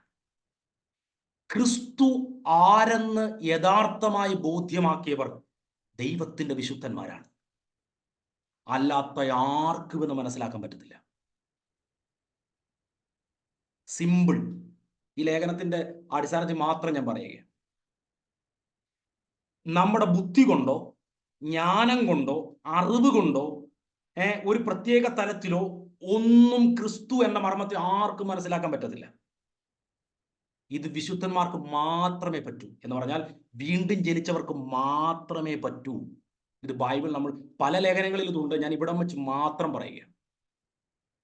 ഇത് വിശുദ്ധന്മാർക്ക്, നിങ്ങൾ വിശുദ്ധരാണോ, ദൈവത്തിന്റെ വിശുദ്ധനായി തെരഞ്ഞെടുക്കപ്പെട്ടവരാണോ എന്നുള്ളതിന് തെളിവ് യേശു എന്ന മർമ്മം. എന്ത് മർമ്മമാണ് അവിടെ പറയുന്നത്? 27-ാം വാക്യം, അവരോട് ജാതികളുടെ ഇടയിൽ മർമ്മത്തിന്റെ മഹിമാതനം എന്തെന്ന് അറിയിപ്പാൻ ദൈവത്തിന് ഇഷ്ടമായി. ആ മർമ്മം മഹത്വത്തിന്റെ പ്രത്യാശയായ ക്രിസ്തു നിങ്ങളിൽ ഇരിക്കുന്നു എന്നുള്ളത് തന്നെ. ഞാൻ അന്ന് നിങ്ങളോട് പറഞ്ഞു ഓർമ്മയുണ്ടല്ലോ, നമ്മളിപ്പോൾ ലോകത്തിന്റെ മഹത്വത്തെ മഹത്വമായി കാണാത്തത് എന്താ? അതിനെക്കാട്ടിലുള്ള മഹത്വം എന്റെ അകത്ത് വന്ന് കയറിയത് കൊണ്ടാണ്. സ്തോത്രം. നമ്മൾ ഇന്ന് സാധാരണ ക്രിസ്ത്യാനികൾ അല്ലെങ്കിൽ ദൈവവചനത്തെ കുറിച്ച് പറയുവാൻ വേണ്ടി ക്രിസ്മസ് ആഘോഷിക്കുന്നവർ യേശുവിന്റെ ജനനം പറയുന്നു. ആ ക്രിസ്തു നമ്മളിൽ ഉരുവായി. പൗലോസ് പറയുന്ന പോലെ, ക്രിസ്തു നിങ്ങളിൽ ഉരുവാകുവോളം ഞാൻ പ്രസവവേദനപ്പെടുന്നു എന്ന് പറയുന്നത് പോലെ, ആ ക്രിസ്തു, മഹത്വത്തിന്റെ പ്രത്യാശയായ ക്രിസ്തു നിങ്ങളിൽ ഇരിക്കുന്നു. അതുകൊണ്ടാണ് നമ്മൾ ലോകത്തിന്റെ മഹത്വത്തിന് വേണ്ടി ഓടാത്തത്. അത് ഞാൻ അന്ന് പറഞ്ഞതാണ്. ഈ ആഴം ആർക്കൊക്കെ ബോധ്യമായോ നിങ്ങൾ തെരഞ്ഞെടുക്കപ്പെട്ടവരാണ്. കാരണം ഒരിക്കലും ഈ മർമ്മം ബുദ്ധി കൊണ്ട് നമുക്ക് മനസ്സിലാക്കാൻ പറ്റത്തില്ല. ഇതാണ് മഹത്വമെന്ന്, ഇതാണ് ഉയർച്ചയെന്ന്, ഇതാണ് ഏറ്റവും വലുതെന്ന് കേവലം ജ്ഞാനം കൊണ്ട് അകത്ത് കയറത്തില്ല. ചില തിയറിയായിട്ട് എടുക്കാം. ഇത് മഹത്വമെന്ന് മനസ്സിലാക്കിയിരുന്നെങ്കിൽ ലോകത്തിന്റെ മഹത്വത്തിന് വേണ്ടി ആരും പോകത്തില്ല. സ്തോത്രം. എന്നാൽ ഇത് മഹത്വമെന്ന് പൂർണ്ണമായിട്ട് നമുക്ക് അംഗീകരിക്കാൻ കഴിയുന്നില്ലെങ്കിൽ സത്യത്തിൽ നമ്മൾ വീണ്ടും ജനിച്ചതാണോ അല്ലെങ്കിൽ ഇന്നും വീണ്ടും ജനനത്തിലാണോ എന്ന് സംശയിക്കണം. ലോകത്തിന്റെ മഹത്വത്തിന് വേണ്ടി നമ്മൾ ഒരു കാലത്ത് ഓടിയത് നിർത്തിയതെന്താ? ഒരു തെരഞ്ഞെടുപ്പ് നമ്മുടെ മേൽ വന്നു. ഏലിയാവ് പുറകെ നടന്ന ഏലീശ പറഞ്ഞു, എനിക്ക് നിന്റെ ആത്മാവിന്റെ ഇരട്ടി പങ്ക് വേണം. താൻ തന്റെ പുറകെ ഓടി, പുതപ്പ് ഏലീശയുടെ മേൽ വീണു. സ്തോത്രം. പുതപ്പ് വീണവരൊരു പുതിയ നിയോഗം ലഭിച്ചതുപോലെ ദൈവത്തിന്റെ തെരഞ്ഞെടുപ്പ് പ്രാപിച്ച, ദൈവത്തിന്റെ വേർതിരിക്കപ്പെട്ടവരുടെ കൂട്ടത്തിലായവരുടെ മേൽ ദൈവം വെളിപ്പെടുത്തിയ സാക്ഷാൽ മഹത്വത്തിന്റെ മർമ്മമാണ് ക്രിസ്തു. ആ മർമ്മം കിട്ടിയവരെ സംബന്ധിച്ചിടത്തോളം ലോകത്തിൽ ഒരു മാന്യതയ്ക്കും വേണ്ടി നമ്മൾ ഓടത്തില്ല. മറ്റുള്ളവരുടെ മുന്നിലെ സർട്ടിഫിക്കറ്റിന് വേണ്ടി നമ്മൾ ഒന്നും ചെയ്യത്തില്ല. മറ്റുള്ളവർ ഗുണവാനെന്ന് പറയുവാൻ വേണ്ടി നമ്മൾ ഒന്നും കാണിക്കത്തില്ല. മറ്റുള്ളവരെല്ലാം എന്നെ ഉയർത്തി പറയട്ടെ എന്ന സ്വപ്നത്തിൽ പോലും നമ്മൾ ചിന്തിക്കത്തില്ല. കാരണം ഓൾറെഡി എനിക്ക് മഹത്വം കിട്ടിക്കഴിഞ്ഞു. വിശ്വാസത്താൽ ഞാനത് നേടിയെടുത്തു കഴിഞ്ഞു. മഹത്വത്തിന്റെ പ്രത്യാശയായ ക്രിസ്തു എന്ന മർമ്മം, അത് പൂർവകാലങ്ങൾക്ക് മറഞ്ഞു കിടന്നിരുന്ന മർമ്മമെങ്കിലും ഇപ്പോൾ അവന്റെ വിശുദ്ധന്മാർക്ക് വെളിപ്പെട്ടിരിക്കുന്നു. സ്തോത്രം. ഈ മർമ്മമാണ് ക്രിസ്തു. ഈ ക്രിസ്തു നമ്മുടെ അകത്തുണ്ട്. സ്തോത്രം. ഞാൻ ആ വാക്യം കൂടെ ചേർത്തൊന്ന് പറയാം, തൊട്ടടുത്ത വാക്യവുമായി. സ്തോത്രം. വേഗത്തിൽ 2-3 മിനിറ്റ് കൊണ്ട് ഞാൻ പറഞ്ഞ് അവസാനിപ്പിക്കാം. അടുത്ത് പറഞ്ഞ കർത്താവിന് നമ്മൾ പ്രിയരാണ്. പ്രിയരെന്ന് പറയുന്നതിന് എന്താ പറഞ്ഞെന്നറിയോ? ദൈവത്തിന്റെ സ്നേഹം യഥാർത്ഥമായി റിസീവ് ചെയ്ത ഒരു കൂട്ടരാണ് സഭ. ഞാൻ മുമ്പേ നിങ്ങളടുത്ത് വായിച്ചപ്പോൾ പറഞ്ഞല്ലോ, ഞാൻ ഈ വാക്യങ്ങൾ വായിക്കണ്ട, ജസ്റ്റ് നിങ്ങൾ കേട്ടിരുന്നാൽ മതിയോ. യോഹന്നാന്റെ സുവിശേഷം 3:16 നമ്മൾ മുമ്പേ വായിച്ചപ്പോൾ പറഞ്ഞല്ലോ, ദൈവം അത്രയ്ക്ക് ലോകത്തെ സ്നേഹിച്ചു. എന്നാൽ ആ സ്നേഹം എല്ലാവരും റിസീവ് ചെയ്തില്ല. കർത്താവിന്റെ കൃപയാൽ, യോഹന്നാന്റെ സുവിശേഷം അതിന്റെ 17-ാം അധ്യായത്തിന്റെ 23-ാമത്തെ വാക്യം ആണെന്ന് തോന്നുന്നു. 17-ാം അധ്യായത്തിന്റെ 23-ഓ 24-ഓ വാക്യങ്ങളിലേക്ക് നമ്മൾ നോക്കിയാൽ, യോഹന്നാന്റെ സുവിശേഷം 17-ാം അധ്യായത്തിന്റെ 23 ഇങ്ങനെയാണ്, നീ എന്നെ അയച്ചിരിക്കുന്നുവെന്ന് നിന്നെ സ്നേഹിക്കുന്നത് പോലെ അവരെയും സ്നേഹിക്കുന്നു എന്ന് ലോകം അറിവാൻ നാം ഒന്നായിരിക്കുന്നത് പോലെ അവരും ഒന്നാകേണ്ടതിന് ഞാൻ അവരിലും നീ എന്നിലുമായി അവർ ഐക്യത്തിൽ തികഞ്ഞവരാകേണ്ടതിന് തന്നെ. എന്നിട്ട് അടുത്തത് എന്താ പറയുന്നത്? 25-ാം വാക്യത്തിൽ, നീതിയുള്ള പിതാവേ, ലോകം നിന്നെ അറിഞ്ഞിട്ടില്ല, ഞാനോ നിന്നെ അറിഞ്ഞിരിക്കുന്നു. നീ എന്നെ അയച്ചിരിക്കുന്നു എന്ന് ഇവരും അറിഞ്ഞിരിക്കുന്നു. നീ എന്നെ സ്നേഹിക്കുന്നു. സ്നേഹം അവരിലാകുവാനും ഞാൻ അവരിലാകുവാനും എന്റെ നാമം അവർക്ക് വെളിപ്പെടുത്തിയിരിക്കുന്നു, ഇനിയും വെളിപ്പെടുത്തും. ഞാൻ കൊലോസ്യ ലേഖനം 1-ാം അധ്യായത്തിന്റെ 26-7 വാക്യങ്ങൾ വായിച്ചതും ഈ വാക്യങ്ങളുമായി ഒന്ന് കണക്ട് ചെയ്ത് ഞാനൊന്ന് അവസാനിപ്പിക്കട്ടെ. ദൈവത്തിന്റെ തെരഞ്ഞെടുക്കപ്പെട്ടവരാണ് ദൈവത്താൽ വേർതിരിക്കപ്പെട്ടത്. ദൈവം എന്തുകൊണ്ട് നമ്മളെ വേർതിരിച്ചു? നമ്മളെ കർത്താവ് സ്നേഹിച്ചു, അത്രയ്ക്ക് നമ്മളെ ഇഷ്ടപ്പെട്ടു. നമ്മളിലൊന്നും കണ്ടിട്ടല്ല. കർത്താവ് എന്താ ഇവിടെ പറയുന്നത്? പിതാവെന്നെ സ്നേഹിച്ചതുപോലെ ഞാൻ നിങ്ങളെ സ്നേഹിക്കുന്നു. നിങ്ങൾ പറയാണ്, എനിക്ക് പാസ്റ്ററെ വേണ്ടും പോലെ സ്നേഹം കിട്ടിയിട്ടില്ല. എന്തിനാ വേറൊരു സ്നേഹം? എന്തിനാ നമ്മുടെ കൂട്ടുകാരുടെ സ്നേഹം? എന്തിനാ നമ്മുടെ ബോസ് നമ്മളെ സ്നേഹിക്കുന്നത്? എന്തിനാ നമ്മൾ സഹായിച്ചവർ നമ്മളെ തിരിച്ച് സ്നേഹിക്കട്ടെ എന്ന് നമ്മൾ ചിന്തിക്കുന്നത്? ഇത്രത്തോളം സ്നേഹം ഓൾറെഡി കിട്ടിയവർ ലോകത്തിൽ ആരെങ്കിലും ഉണ്ടോ? അധികം ഇളച്ചു കിട്ടിയവർ അധികം സ്നേഹിക്കുന്നു പറയുന്നത് പോലെ നമ്മളെ പോലെ സ്നേഹം റിസീവ് ചെയ്ത ഒരു കൂട്ടം ലോകത്തിലില്ല. അത് സഭയ്ക്ക് മാത്രമേ കിട്ടിയിട്ടുള്ളൂ. കാരണം നമ്മൾ മാത്രമേ അത് റിസീവ് ചെയ്തുള്ളൂ. ക്രൂശിനാൽ പിതാവ് പുത്രനിൽ കൂടി വെളിപ്പെടുത്തിയ സ്നേഹത്തെ ഏറ്റെടുക്കാൻ കൃപയാൽ വിശ്വാസത്താൽ കഴിഞ്ഞവരുടെ കൂട്ടമാണ് ഞാനും നിങ്ങളുമെങ്കിൽ നമ്മൾ കർത്താവിന് പ്രിയപ്പെട്ടവരാണ്. ഒരുപക്ഷെ നമ്മുടെ ക്ലാസ്സിൽ നമ്മൾ പ്രിയപ്പെട്ടവരാകത്തില്ല, നമ്മുടെ ടീച്ചർ ഒരുപക്ഷെ നമ്മൾ പ്രിയപ്പെട്ടവർ ആകാതിരിക്കാം. അതൊരു മാറ്റമല്ല. ക്രിസ്തു എല്ലാവരിലും എല്ലാം ആകുന്നു. ക്രൈസ്റ്റ് കർത്താവാണ് നമുക്ക് എല്ലാവരിലും എല്ലാം. സ്വതന്ത്രം അവന് നമ്മൾ പ്രിയപ്പെട്ടവരാ. എന്താണ് അവസാനം എന്താണ് പറഞ്ഞത്? 25-ാമത്തെ വാക്യത്തിൽ പറയുകയാണ്, ലോകം നിന്നെ അറിഞ്ഞിട്ടില്ല, ഞാനോ നിന്നെ അറിഞ്ഞിരിക്കുന്നു. വാക്യം ശ്രദ്ധിച്ചോണേ. ലോകം നിന്നെ അറിഞ്ഞിട്ടില്ല, ഞാനോ അറിഞ്ഞിരിക്കുന്നു. എന്നെ അയച്ചിരിക്കുന്നു എന്ന് ഇവരും അറിഞ്ഞു. ഈ അറിവാണ് കൊലോസ്യ ലേഖനത്തെ നിങ്ങൾ അറിയാൻ പറയുന്നത്. ആ ക്രിസ്തുവിനെ നിങ്ങൾ അറിയണം. എന്നിട്ട് എന്താ പറയുന്നത്? നീ എന്നെ സ്നേഹിക്കുന്ന സ്നേഹം അവരിലാകുവാൻ ഞാൻ അവരിലാകുവാനും ഞാൻ എൻ്റെ നാമം അവർക്ക് വെളിപ്പെടുത്തിയിരിക്കുന്നു, ഇനിയും വെളിപ്പെടുത്തും. ദൈവത്തിന്റെ വചനത്തിൽ കൂടി ക്രിസ്തുവിനെ ഒരു വ്യക്തിക്ക് ഓരോ ദിവസവും വെളിപ്പെടുത്തി കിട്ടുന്നുണ്ടെങ്കിൽ നിങ്ങൾ മനസ്സിലാക്കിക്കോണം, നിങ്ങൾ ക്രിസ്തുവിന് പ്രിയപ്പെട്ടവരാ. ഞാൻ ഇവിടെ പറഞ്ഞ് അവസാനിപ്പിക്കട്ടെ. ഞാൻ ഈ പറഞ്ഞത് നിങ്ങളോളം എത്തിയെന്ന് ചിന്തിക്കുക. നിങ്ങൾ വിശുദ്ധരാണെന്ന സംശയമുണ്ടെങ്കിൽ ഇന്ന് ആ സംശയം മാറിക്കോണം. നിങ്ങൾ കർത്താവിന് പ്രിയപ്പെട്ടവരാണെന്നുള്ള സംശയം ഉണ്ടെങ്കിൽ മാറിക്കോണം. നിങ്ങൾക്ക് ക്രിസ്തുവാരെന്ന് ഓരോ ദിവസം വെളിപ്പെട്ട് വരുന്നുണ്ടോ?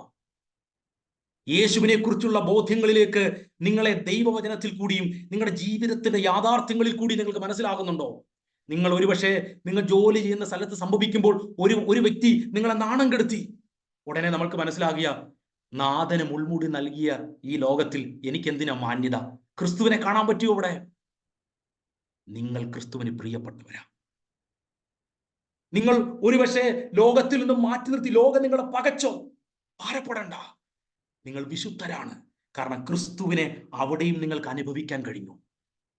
ഓരോ ദിവസവും ഒരു ഭക്തനെ ദീർഘക്ഷമയും മനസ്സലിവും ദയയും വെളിപ്പെടുത്താൻ കിട്ടുന്ന ഓരോ സെക്കൻഡും ക്രിസ്തുവിനെ അനുഭവിച്ചറിയുവാൻ കിട്ടുന്ന അവസരങ്ങളാണ്. നിങ്ങൾ ക്രിസ്തുവിന് പ്രിയരാണ്. ഈ വചനങ്ങളെ നിങ്ങളോളം എത്തിയെന്ന് വിശ്വസിച്ചുകൊണ്ട് ദൈവസന്നിധിയിൽ നന്ദിയുള്ള ഹൃദയമായി ദൈവസന്നിധിയിലായിരുന്നാട്ടെ. അതെ, നമ്മൾ കർത്താവിന് ഏറ്റവും തെരഞ്ഞെടുക്കപ്പെട്ടവരാണ്, ഏറ്റവും വേർതിരിക്കപ്പെട്ടവരാണ്, ഏറ്റവും പ്രിയരാണ്. ഭാരപ്പെടേണ്ട. ഇന്ന് രാത്രിയിൽ യേശു വന്നാൽ നമുക്ക് അങ്ങേക്കരയിൽ പോകണം. അതുകൊണ്ട് നമുക്ക് കർത്താവിനായി നമ്മളെ സമർപ്പിക്കാം. അതുകൊണ്ട് ബാക്കിയുള്ള താഴോട്ടുള്ള വാക്യങ്ങളിലേക്ക് നിങ്ങളുടെ ചിന്തയെ നിങ്ങൾ കൊണ്ടുവന്നാട്ടെ. ഈ വചനങ്ങളാൽ ദൈവം നമ്മളെ അനുഗ്രഹിക്കട്ടെ. ദൈവം ആമേൻ. ഈ വചനങ്ങളുടെ എന്തെങ്കിലും സംശയങ്ങൾ നിങ്ങൾക്ക് വന്നെങ്കിൽ ആ വചനങ്ങൾ ഒന്നുകൂടെ വായിക്കുകയോ അല്ലെങ്കിൽ തെറ്റുകൾ വന്നെങ്കിൽ നിങ്ങൾ അതിനെ അറിയിക്കുവാൻ ശ്രമിക്കുകയോ ദയവായി ചെയ്താട്ടെ. ദൈവം നമ്മളെ ധാരാളമായിട്ട് അനുഗ്രഹിക്കട്ടെ. സ്തോത്രം.